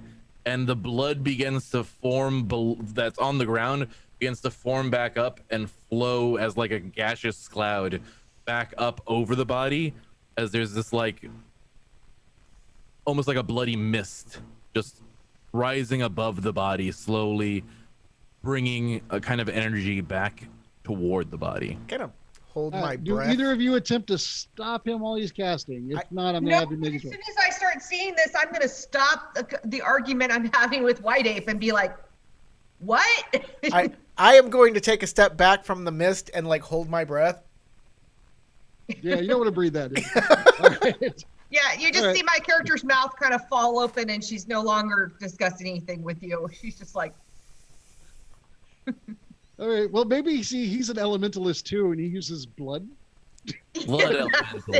Yeah, right. Yeah, that's actually a great way of thinking about this. I mean, Go shadow ahead is and an make your roll. apparently shadow is an element, so why can't blood be an element? Like If this you- guy over here. This guy over here is a birthday cake elementalist. He does stuff with birthday cakes. I'm going to spend another character point because I don't think that's good enough. I It's don't know if it's good enough. not for, but I not don't for the goal that you stated for me. It'll be think- interesting. Exactly.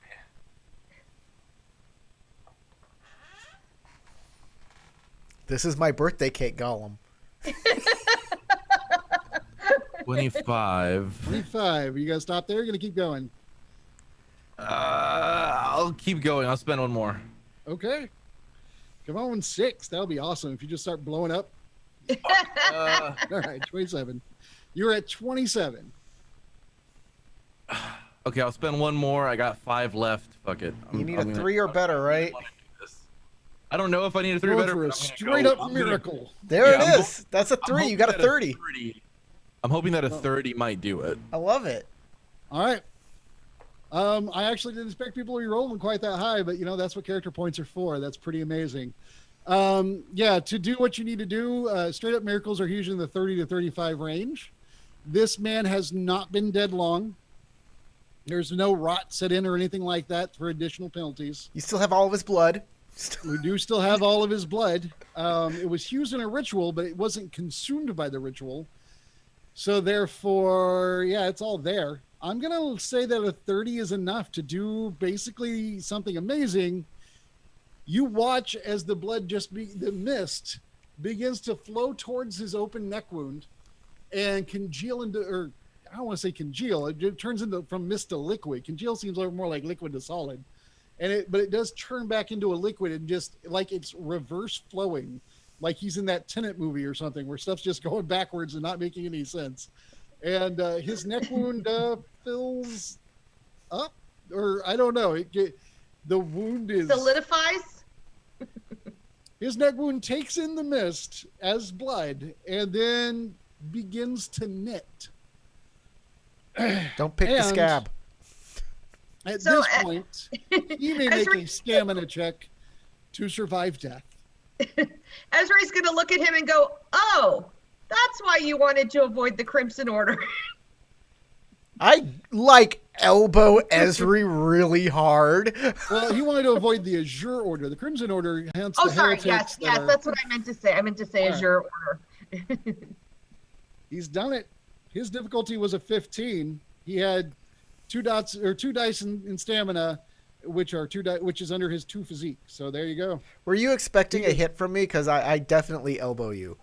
So If you're, unless you like I don't. Like I rolled a 6 to hit you.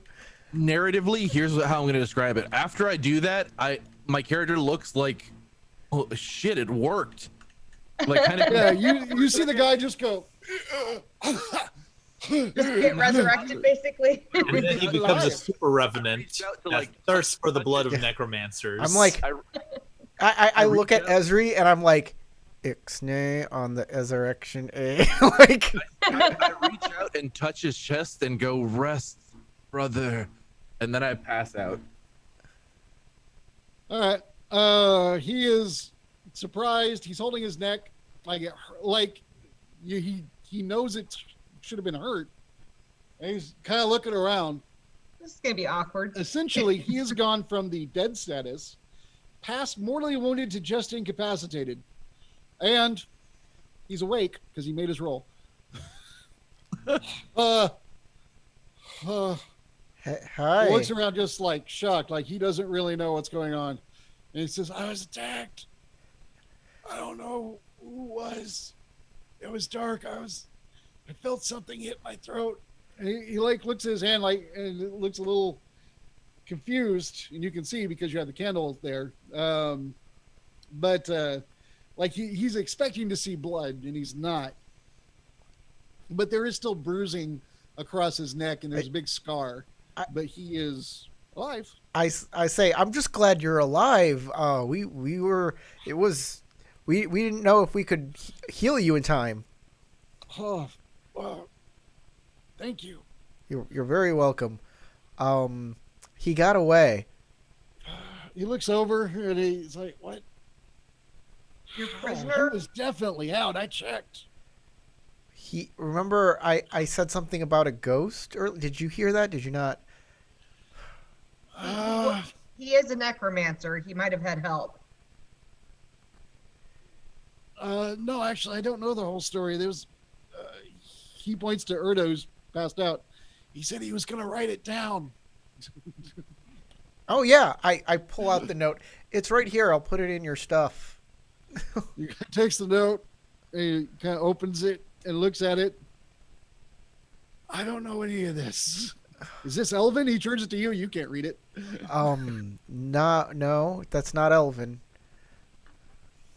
Yeah. He just puts it away. He has no idea what to do with that, but he's kind of freaked out right now. And he's 3 dice down on everything. Yeah, that's fair. I'm gonna stay in your room with you to make sure you're not attacked again. Though I don't know what I can do against a ghost if it's a ghost.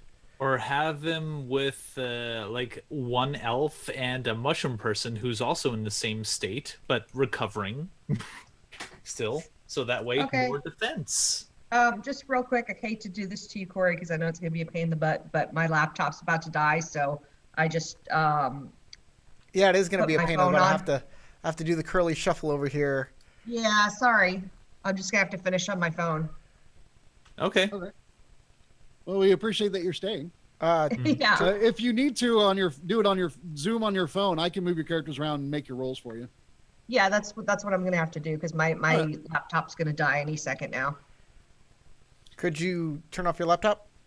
Yes, I'm doing that right now. All right. This is a good point to just go ahead and say that if y'all want to go ahead and finish out the rest of your night and make it morning when she gets back, we can do that unless there's some more roleplay you want to do.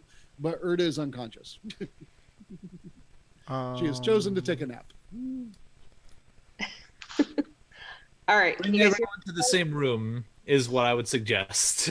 Out of character. hear me okay? I hear you Yes. fine. Okay, good. You might want to turn your camera sideways and see if it reorients. Is that better? Hey, there you are. Now Okay. you're filling a square or a rectangle, whatever.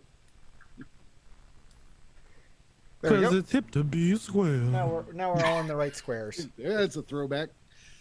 All right. Is there anything else y'all want to do before we just go ahead and fast forward to the morning? Yeah, let's just fast forward to the morning. All right. Anyone that is wounded, severely wounded, or incapacitated can go ahead and make their stamina checks. The higher you roll, the more likely you will heal a level. For the incapacitated people, the difficulty is 15, but if you make that stamina check, which is physique stamina, you can lower it. You basically go from incap to severely wounded and be down 2 dice. 13. Twinkle, do you want to try and throw a character point on there for that 2 extra? Oh wait, you also got 2. Was it 2 extra Oh, wild that's dice? right. Yeah, that's right. You have 2 wild dice that you can already throw. I forgot about that. So you just roll 2 more dice. You just from the dice roller on the left. And Tom, you can go too. Oh, All right. So Twinkle, you're at 19. You are now only severely wounded. You're down 2 dice. You feel better than you did last night. There's a slight glow about your hair, and you feel like you can smile a little bit again. Your soul is no longer paining you. You felt when your soul was torn up, you felt like depression was settling over you, like life might not be worth it. You felt really down, and thus you had no glow. I so think what do I think roll? it was the mushrooms that helped me. So what do I roll, Howard? Also, you have a big itchy wool blanket on you. Tom, you're going to make a physique. If you have the skill of stamina under there, then make a stamina check. If not, it's straight Okay. physique. And you get, after you or roll do it, I keep all done? Huh? I was going to say, after you roll that, go to the die roller and just roll 2 more dice. And those are both wild dice. But first, do your stamina check. All right, you got a Okay. 16. You can roll those other 2 dice. If you exceed if you get a 25 or higher, you might go wake up at just wounded. Hi. Hang on a second. Well, you didn't tell me I could do that. I would have rolled a couple more dice to try to get a Would 25. you like to? Yeah, you can still do it. Yeah, like, give me a sec. All right, and Tom, that's 16 and 7. That puts you at 23. All right. I have a cat that's trying to make disorder. Would you like to spend a character point, Tom? Okay, and There you go. Yeah. All right. let's. Twinkle, you wake up and you are only wounded. You are down just 1 die today. Nice. Yeah, Feeling a let's lot better. put down 1 character point. All right, so 1 extra d6. All right, you were at 20. Was it 3? Then you're at 25. You've got it. You both are at 1, down 1 die. You are both just wounded. You don't feel quite yourself yet, but you feel a lot better. Most of your glow is back. You're not as bright Hey, as you Howard. normally are. Can I ask you what I got for the special thing from the winning the vote? Oh, you got a character point. Okay, cool. What you can do to make your rolls better. Nice. Or if you don't use them, they're XP later. Great. The problem is when you're a newer character, there are so many times when you have just low stats and you gotta roll them. It makes it takes a while to start getting your stats up, or at least your skills. All right, and I need to make some because I have a guy who is pretty effed up. Let's see, his stamina was 4 because 2 and 2. Are you trying to jump All right, up? so he is only down 2 dice today. He does not have character points. It's not that amazing of a character. Poor Harold. No character points for him. Let's get Harold back to the Azure Order or the Crimson Order or wherever he comes from. Wherever he belongs. Let's get him back He's to the. wearing red. That's a hint. We'll get him back to the Skittle Knights. When I wake up, I guess I'll wake up maybe a little later than everybody else because I had to sleep in, and I'll Alright. like check out everybody. Like, I'm assuming I'm in the same room as everybody else now, right? I overheard somebody say we should all sleep in the same room, so I'm assuming you just took Harold and all went to y'all's bigger room. Yeah, sounds like a Yeah. good idea. All right. I do not like sleeping here. I am not sleeping here again. I'm sorry, guys. It is not a safe place anymore. Oh. Harold, are you okay? You think you can make it back to the? He gets up and he's looking around. He's like, my voice is a little rough, but yeah, I think I'm all right. I'm gonna go have whatever passes for breakfast here. Okay, I'll Unless see you it's up there. awful, then I'm just gonna skip. I'll see you up there soon, and we'll take you back to the temple. So, Oh, thanks. The church. And he'll walk down the hall and head upstairs. He stops at his room and grabs his helmet. hey, Then he'll head upstairs. hey guys, I learned something. When you die and you're brought back, you don't remember that you're dead. Apparently. That's interesting information. I thought you'd be like a ghost, and then you can like if you were brought back, that you would know you were dead because you were like a ghost for that time, or like you went to like the spirit realm, and then you could come back and know about the spirit realm because you went there and you came back. No, you don't remember anything. Seems like Erda would be the expert on that. I just nod and smile. Yeah, seems like a reasonable. Yeah. Unless he was lying. Does he think he was dead? I want some of whatever you guys are smoking. Oh, hi Twinkle. Good morning. We had I don't know what they're talking about. Let's go get breakfast. let's I go get grab my breakfast. bag and start walking out the door. And Tom is just completely confused about the conversation, but he's just gonna let you talk. I'm gonna grab Tom and pull him aside and go, necromancer, necromancer, and point at Erda. I could be a gifted healer. You don't know. No, I'm pretty sure you're a necromancer at this point. You can make any assumption she wants. That's true. She doesn't have enough scholarly knowledge to actually say, well, normally they don't lift blood up in the air and throw it into people. Yeah. I mean, And then I'll go to Tom and go, shh, don't say anything. he's not a zombie Like, or so- a vampire or like Harold. No, I think Harold he's is- a necromancer. But No, I whispered it. I didn't say it loud enough for you guys to All hear. right. Yeah, like Y'all so- say so that I till he whispered walks out that. into the sunlight and lights on fire. Yeah. He's gonna walk outside and like melt. Harold, are you okay? Ah! As Harold screams. The world is pain. Like so essentially Tom whispers back to Ezri is like, isn't he friend? I don't know. All I know is that guy was dead and he brought him back to life. Good friend. And yeah, I mean, yeah. I like it. Ezri still looks pretty freaked out. She looks He disturbed. didn't see anything, so he's just assuming that he probably resuscitated Howard or Howard. I like how the Harold. Harold. I like- Yeah, resuscitated him or something. I like how the person who magically creates demon soldiers out of inky blackness is just like, that guy's a necromancer. No. Ghost. Yeah, she's All the pretty evil mages pointing at the other people going, he's the evil mage. And they point to the poor innocent farmer who's like, I want it to die someday. Maybe this is the way.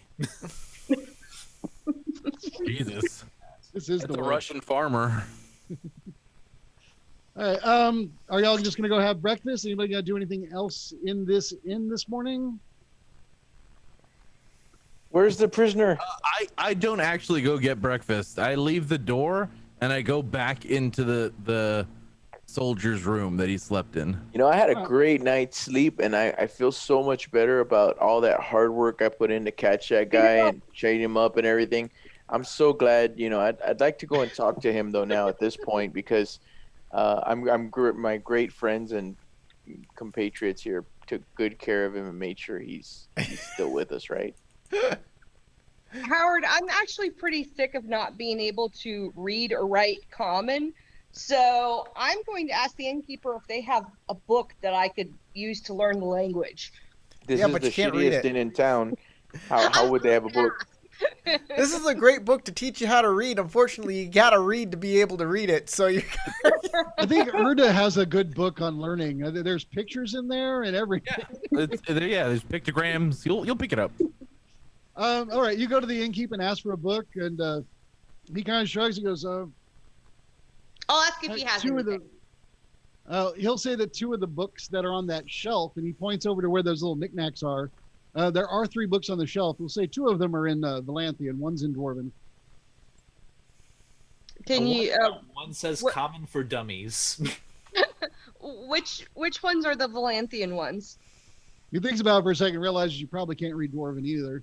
He'll lift up that little thing on the side of the bar so he can walk around. He'll go and pull a chair up, step up on it, because dwarf, and look at the books and pull 2 down and go, you can have them. They've just been collecting dust. As he hands it to you, he's not lying. There is a serious amount of dust on these. The only place there isn't dust are where his hands just were. Okay. Well, I'm gonna take them to breakfast and start poring over them, trying to see if I can teach myself a little Vallanthia. All right. One of the books is a thick tome of pretty much just words, and looks completely nonsensical to you.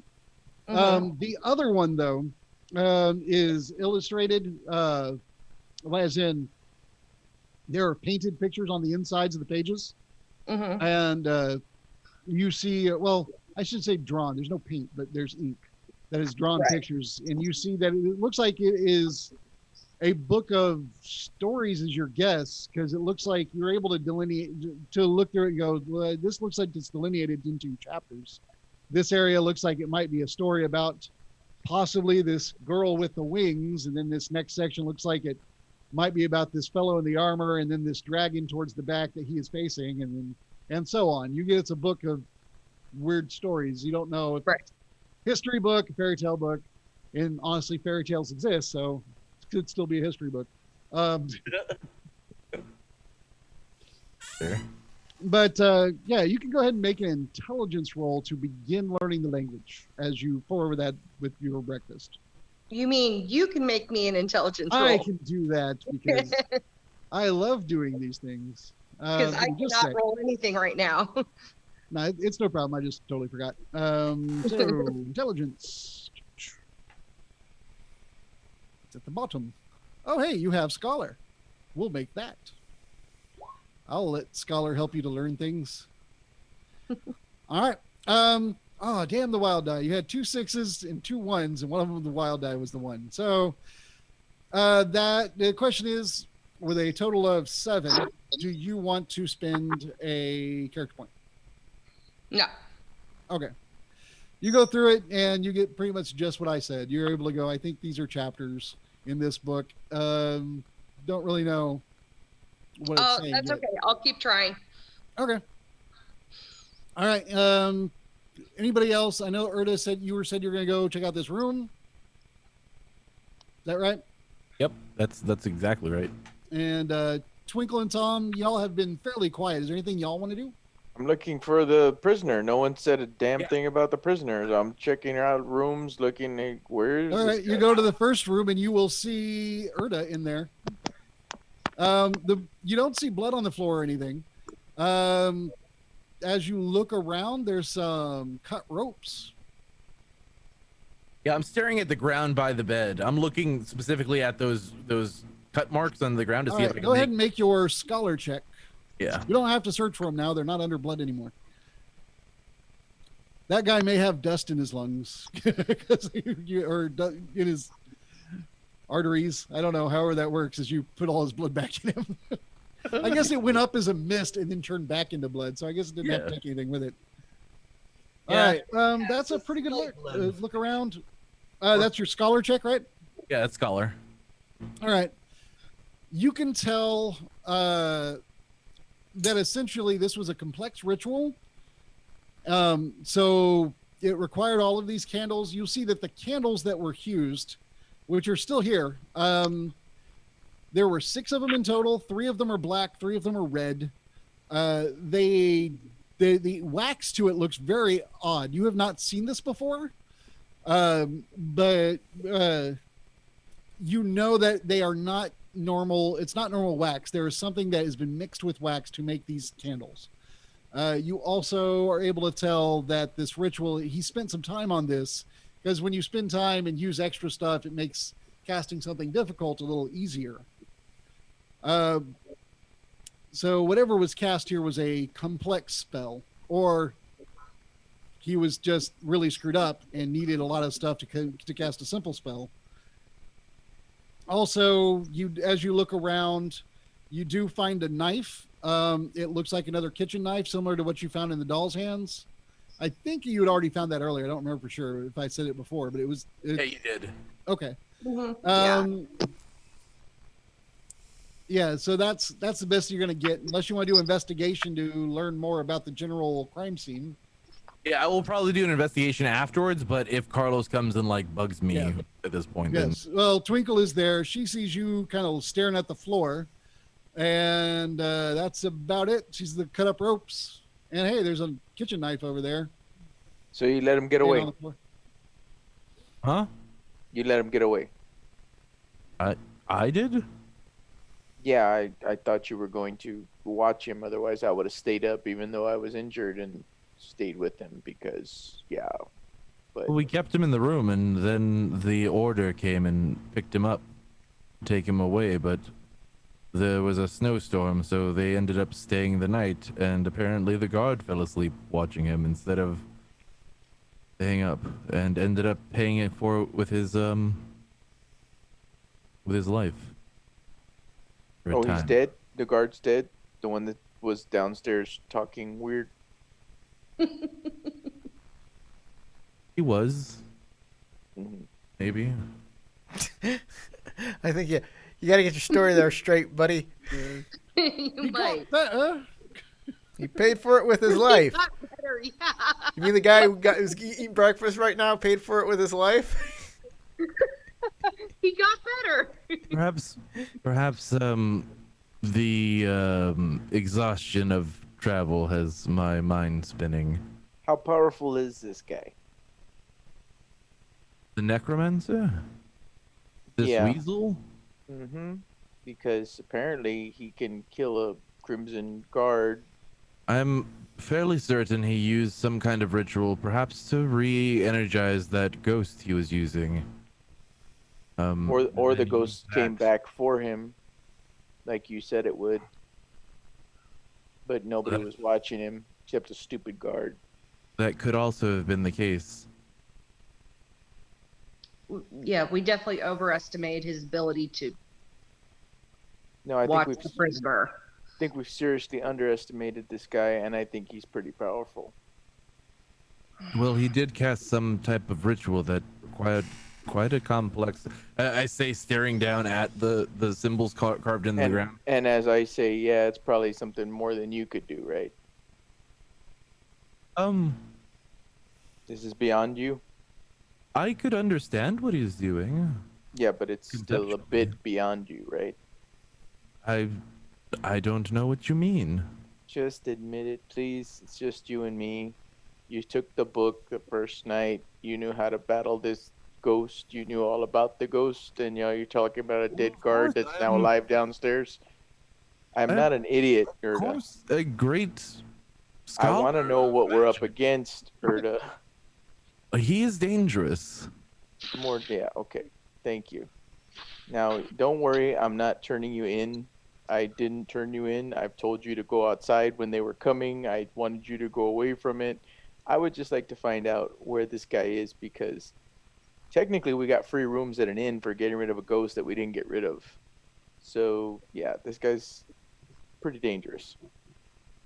Not only him, perhaps all those that he is in cabal with. Yeah, for all we know, this could be the leader of the necromancers, the one who put out those books in the first place. Or could lead us directly to him. Hmm. I still have to research this book. Well, you keep Only I looking could at your figure out- thing, and I'm gonna check out the rest of the room. I'll go ahead and roll investigation at this point. Look around Okay. the rest of the room. Go ahead. Okay, so that would be acumen, or no, what was it? I think investigation under acumen. If you don't have it, it's just straight acumen. Investigation is under acumen. Yeah. Wow. And I am also starting my investigation of the room, so Yeah, I don't see nothing. You I'm pick so up the pissed off at knife this conversation. as you're pondering whether or not how the knife got in here from the kitchen.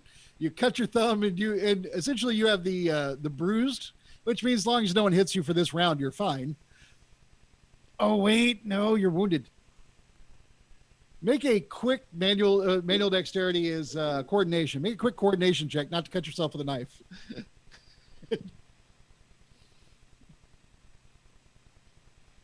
Yay!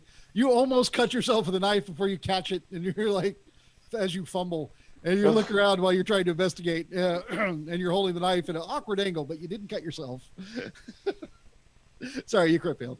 All right, so Erda, as you're looking around the room, I got a 5. oh, you did? Oh, 'cause yeah, I you rolled a did. 1 in my wild. I gotta die. I gotta remember to keep looking at the wild die at the last on the end, not just the final number. Yeah, so I got 4 plus 1 is 5. All right.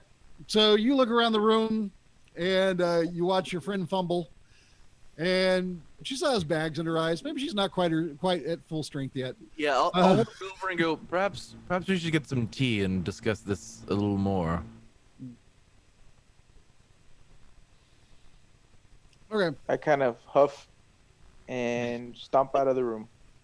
I will say that you do notice that the candles that were left behind are all they have big bases, which would imply that normal that are big around are usually are done that way to be tall, without falling apart as they burn down. These look like they might have been big, but there's only that much left of them between the top of the candle and the floor. And they're mainly they're either done. they burn for a bit, or they were really short. But that's about all you can gather with your investigation, because you didn't roll very well either. That's about it. There's 6 candles left and a knife, 3 black, 3 red candles, knife, some torn rope or shredded rope. Yeah, I take notes of all of it, and then I take up all of the evidence that I can. Okay.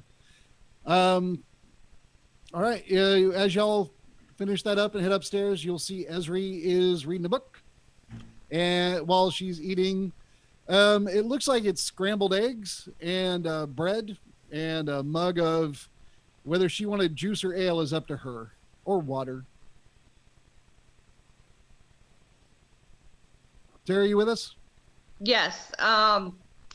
Water, I guess. All right. So you see them coming up. Never drink the water.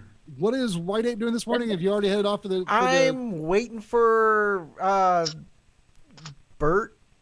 Harold. I'm waiting for Harold, so me and Harold can go back to the Okay. Yeah, Harold went up there and was tried the food, and it was acceptable. So he's sitting at a table by himself eating. So what is Tom doing this morning? I walk over to Harold. Yeah, I'm with Harold at the table, just making sure he's okay. I'm gonna take him back to the temple. We're gonna get this all taken care of. Tom. Matt. I unfortunately had myself muted, so I've been feeling a little useless for most of the time. So I think I'll just go ahead and help out White Ape in taking this new person that joined us the previous night, since I'm a little more well rested considering what happened yesterday. So here's what's gonna happen, Howard. I'm really really a little perturbed by what happened in the room. So when I sit down with Harold, I'm going to use every single little knack I have in persuading him to go back to the Azure Order and convince him that this man is very, very dangerous and he got away from him, and that he is a very skilled necromancer. And has been plaguing this tavern and this lizard woman, and he is very, very powerful. That seems fair, considering he killed him. Make a Don't tell him persuasion roll, and remember that you are still wounded, so you're 1 die down. 1 die down. So what I will do to mitigate that is I'm going to roll a regular one, but I'm going to spend that character point you gave me to. Well, you would still don't mitigate it because that character point you spend is a wild die. Okay, so keep that and just go down one. So yeah, would I essentially have 2 wild die? At 1 die less than normal. See what a total is, and then if you want to spend wild dice, go right ahead. Okay, so we'll do that. All right, your total is 11. I'll go ahead and drop a couple more on there. Yeah. Let's see. We'll use both of them. Why not? I think I can just hit up. Where is it? There it is. Okay. I had 9 of that. Yep, let's make it Nice. a 20. All right. That's 2d6, but one of them was a 6. So go ahead and roll 1 more die, also wild, because wild dice explode.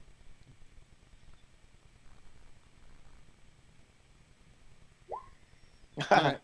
Because it was an explosion, the ones don't count against you. The regular wild die will, though. So all right, so you just added 10 to your initial 11. All right. So at 21, you explain your story. You are charming.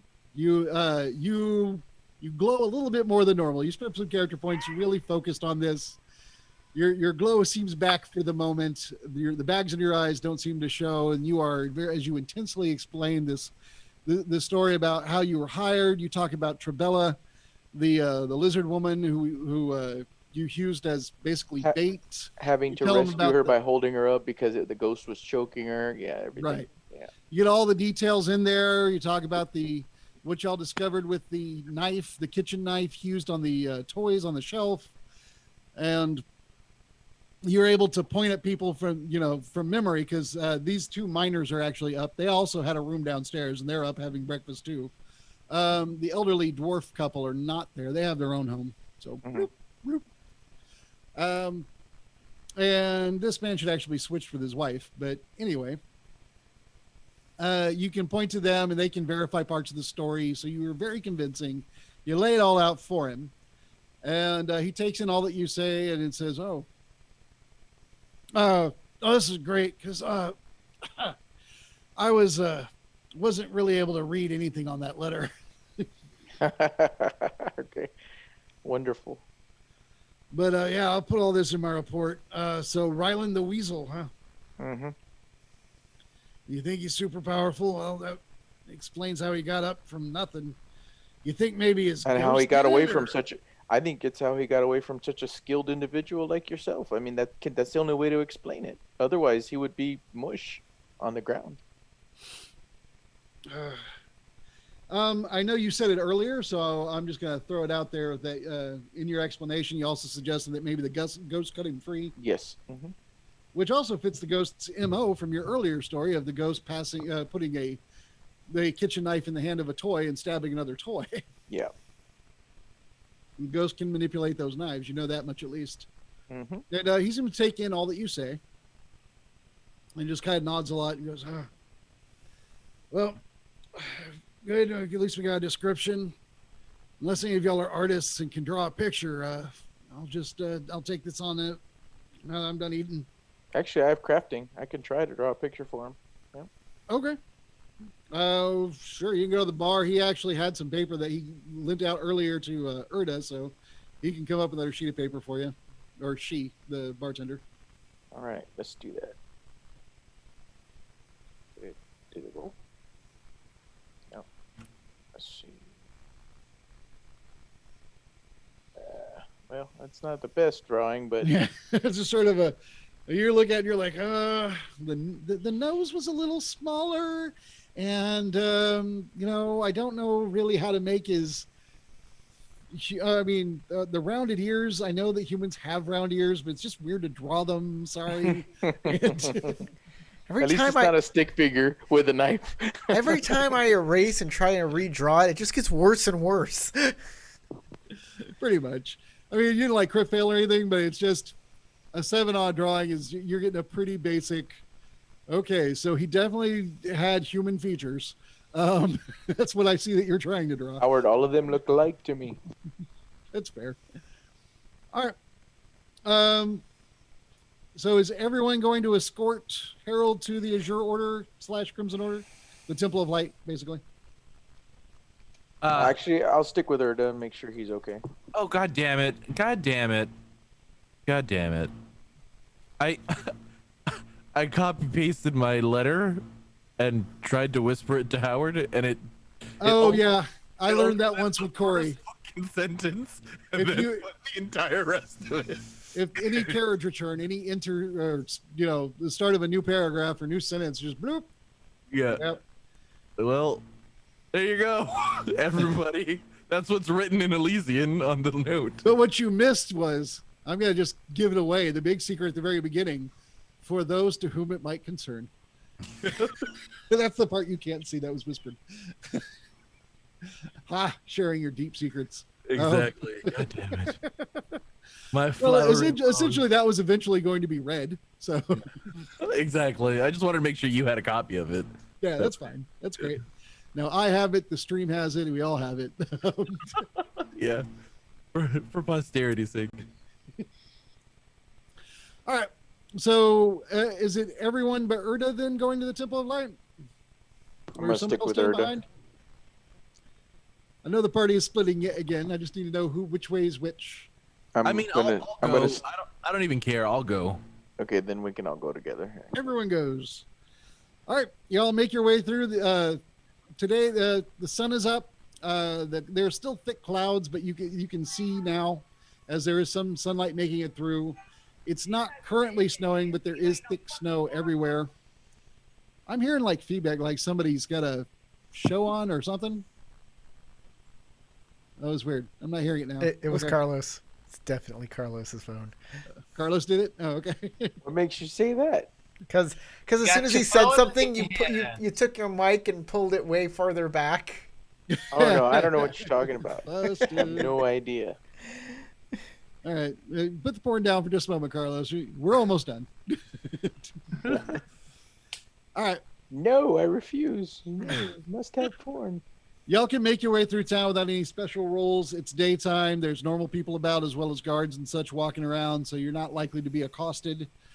There are, from where you go, you do have to cross through the Grand Walk, which is currently open. If y'all remember, that's just the area where there's like a big bazaar at the main entrance. Then as you're headed north through town, you make it up through the lower mid and upper mid and up to the higher quarter, crossing some bridges, and the area just looks way better when you can see things. And you actually can watch as you make it through each tier of this city as it just improves drastically in just architecture, as well as the cost that looks like it was put into building each building. And once you're in that final tier, there are mansions that look like small palaces. All of the buildings are just brilliantly ornate and well designed architecturally. Yeah, that's the word. And Probably very old too. And as you're going up there, I need one roll from Esri specifically. They're like, oh no, those aren't allowed in this. Yeah, which I just remembered I have to make. I was about to say, you have to make it. I can't roll Which it. is actually kind of cool, because with me making it, you don't know really what I'm rolling. You're just going to see some dice pop up, and you won't know if it's a success or a fail. So if you fail it, I can't even see the dice. I don't have roll 20. Oh, that's right. Yeah, it's great. You won't know if you need to spend a character point. He's like, oh yeah, you failed. Hey, Howard, we didn't see any dice. Shut up.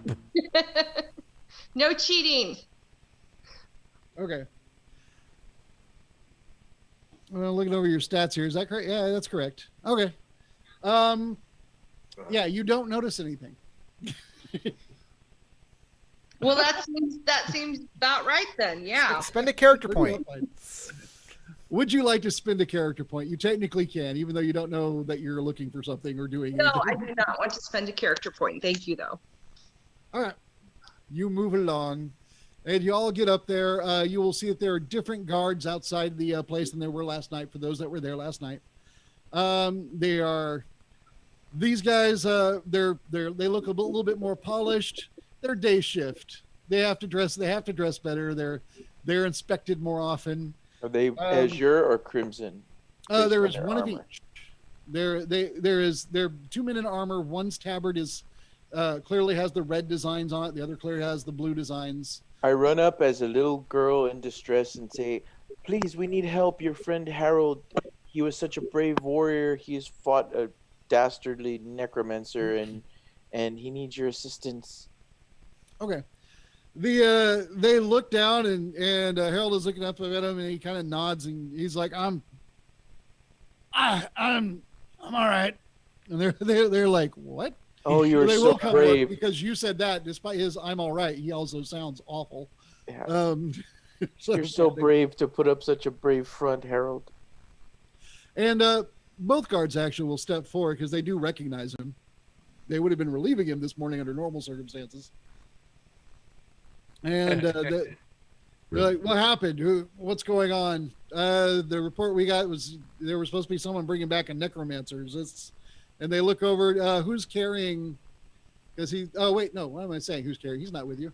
He looks around at the. They look around at the assembled people here. I don't see anyone in chains. Is one of these people a necromancer? And they're both. When he says it and goes for his sword, the other one's like, "Oh yeah," and goes for his sword. They say that like it's one of these guys a necromancer, and also why is he not chained? Should we be worried? And everybody just points at Erda. Clearly. No. Yeah, the guards don't look at Erda any more than the rest of you. No one says anything? Yeah, I'm gonna say no. The necromancer accosted the great herald, the Crimson Order Knight, and has escaped. We must find him quickly. Please, Harold must get inside so he can give the rest of the report. All right, they nod, and they will start escorting you inside.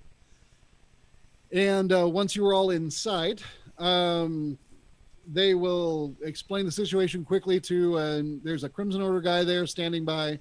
They explain to him what's going on, and then he will escort your group in, and they will retake their posts. Much like there was somebody, I think it was a juror order last night, it was a guy standing by. But yeah, and this new guy will escort you to the desk. You see a man who is very portly. He's not bald, like shaved bald. He's like, he has what my wife calls a cul-de-sac. Yeah. Which, as soon as she said that, I was like, yeah, I see why you call it that. He's got the short hair fringe around his head, and he's got like a day's growth of facial hair, just like he didn't bother to shave this morning. He's a little bit slovenly. He's not wearing armor. He has big, comfortable looking silk robes, and the robes themselves have embroidered on it the symbols of the Azure Order. And so he doesn't have to wear a tabard. I wanted you and to. It looks, you see like gold inlay thread. It looks like very, very rich robes as he looks over the group and says, so what am I being told here? One of these people had a necromancer for me. That's what I've been hearing.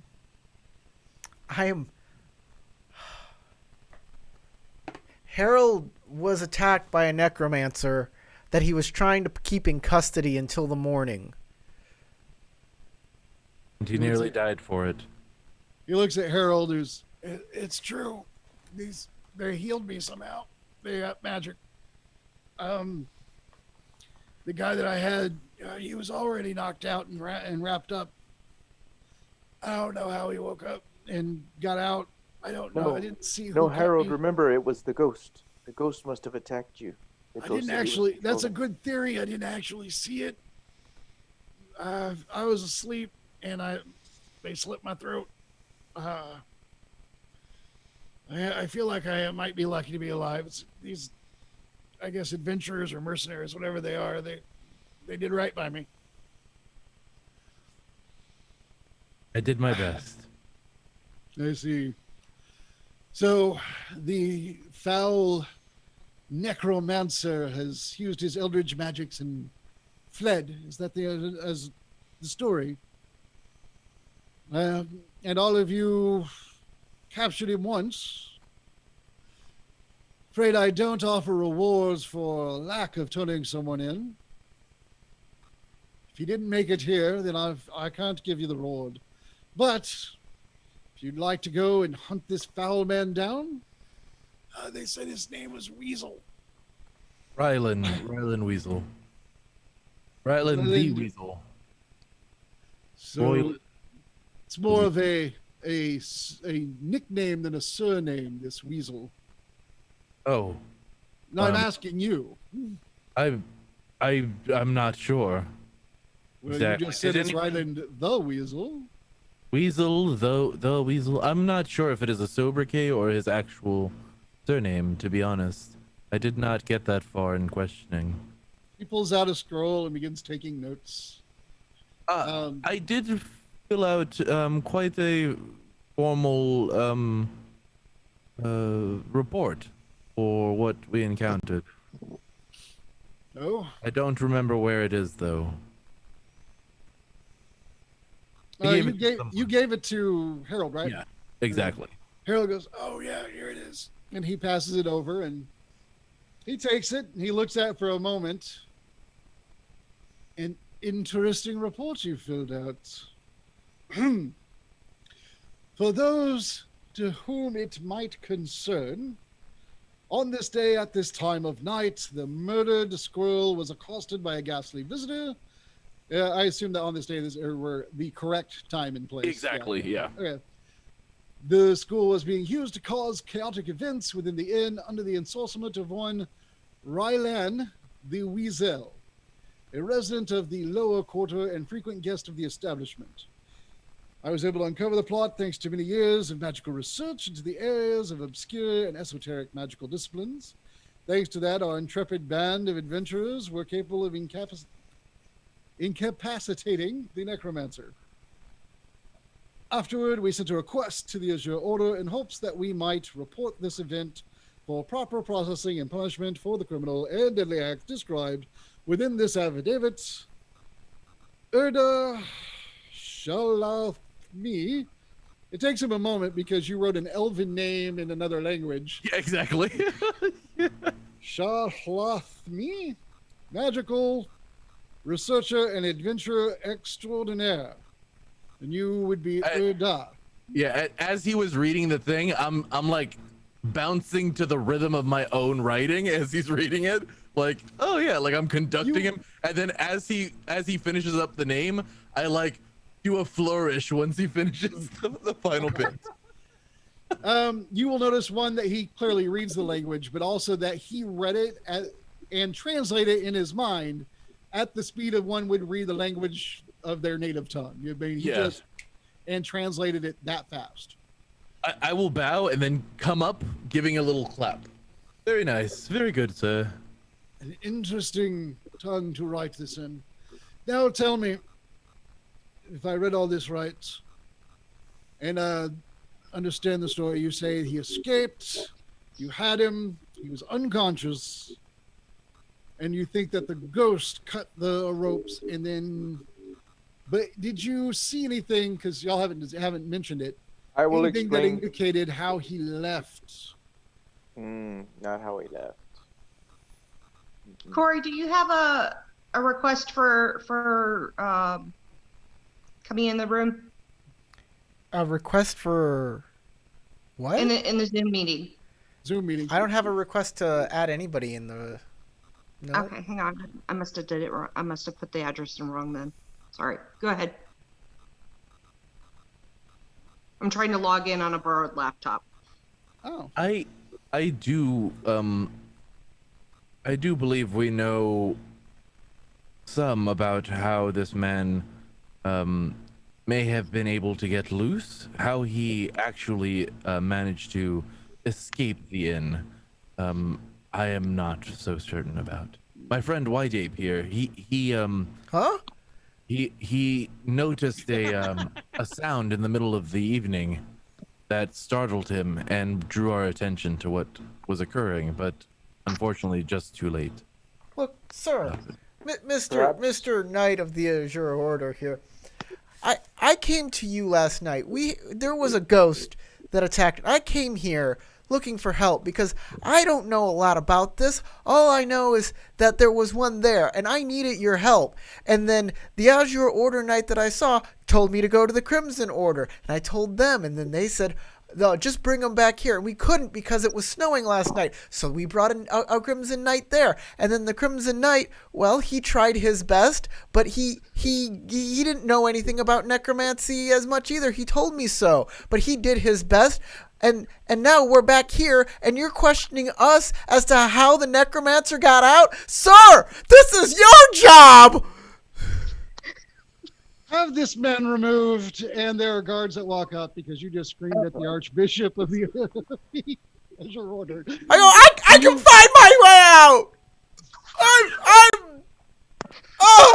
I just marched myself out.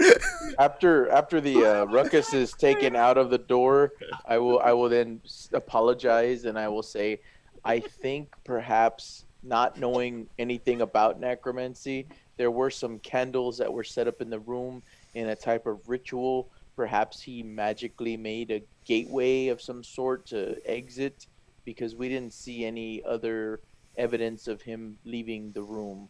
That's what I would presume, my lord. Yeah, the things that you missed in investigation, I'm gonna just say it because it's there. Y'all went through a locked door to get in. No.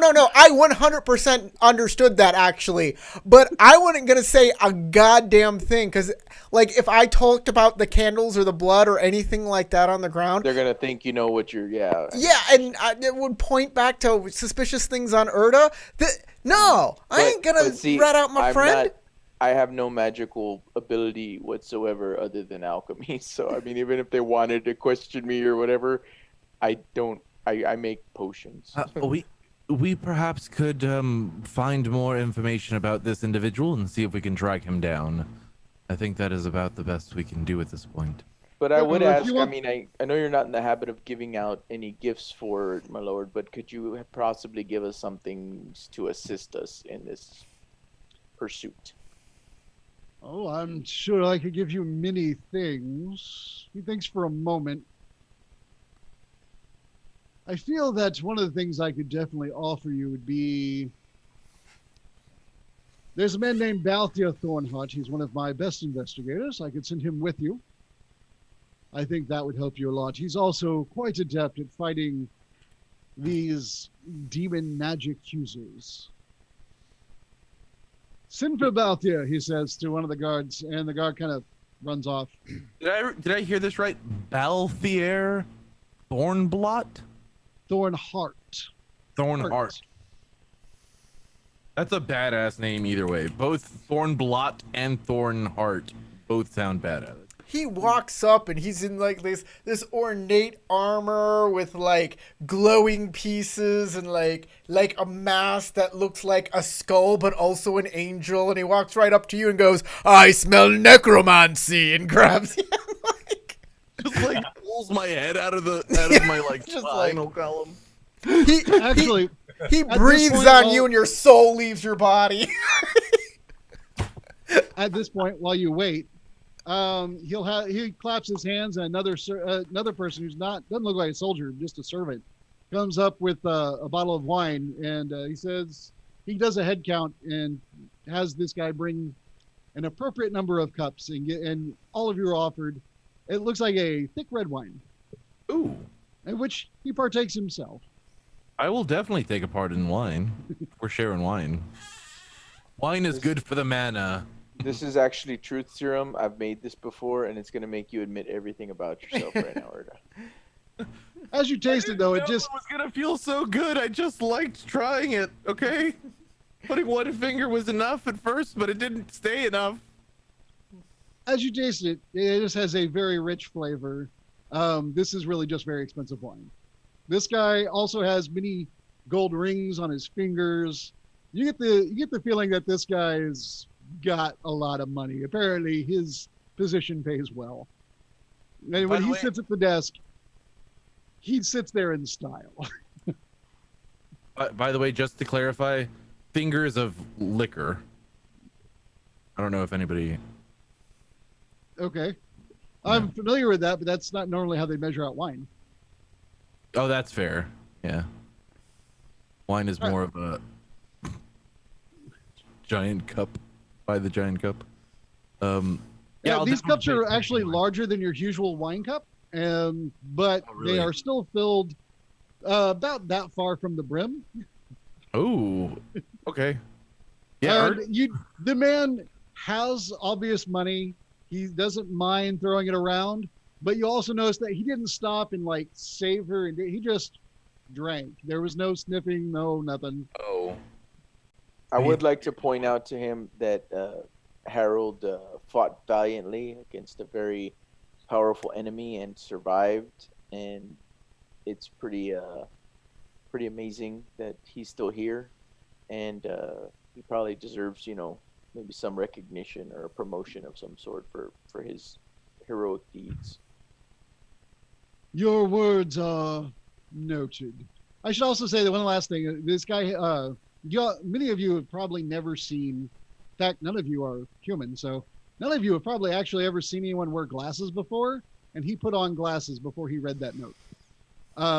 You see, he had two little glass discs in a wire frame that he put on the end of his nose and adjusted before reading the note. Perhaps they're magic and they translated the note for him.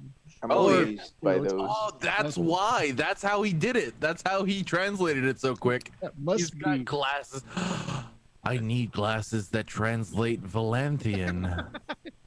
All right. And again, his name was Cordry. And at this point, you will finally, as you enjoy your wine, see Balthier Thornhart enter the room.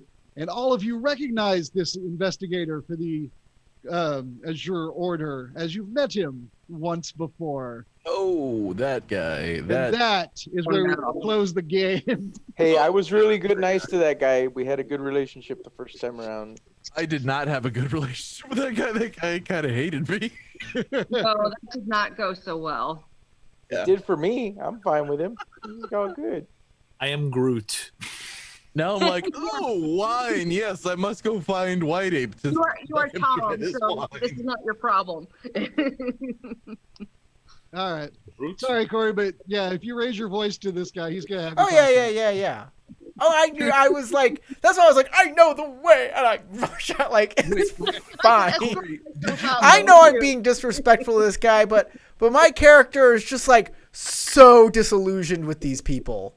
Like, Corey, did you also know the name? Because you almost called perfectly the fact that he was going to walk up and be like, you are bad.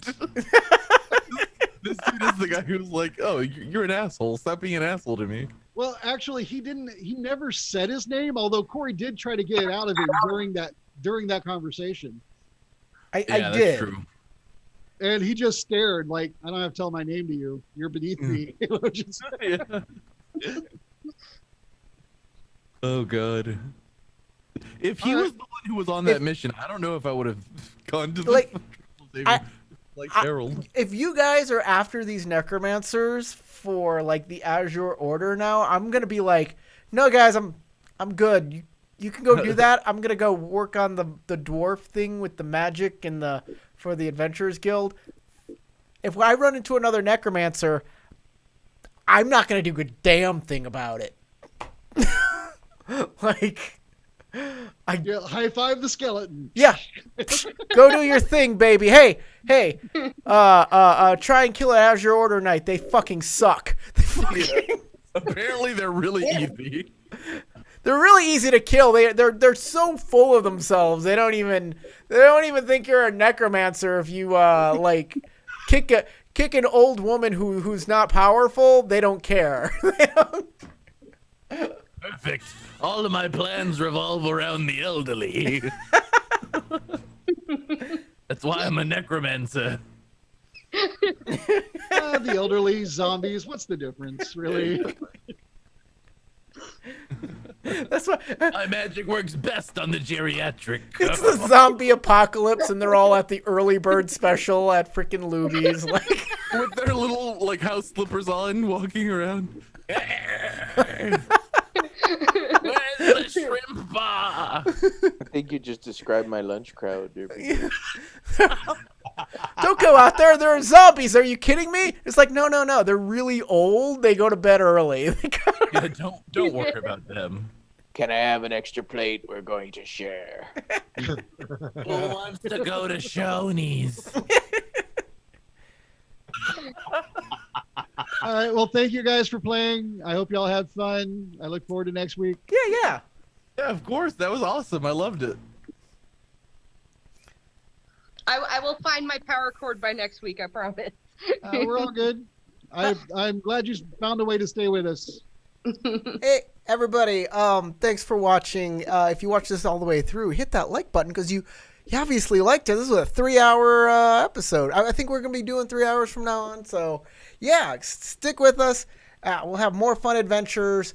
Subscribe and hit the bell so you know when we're doing it next, which hopefully will be next Friday. And we'll see you next time. Goodbye. Bye-bye. Bye.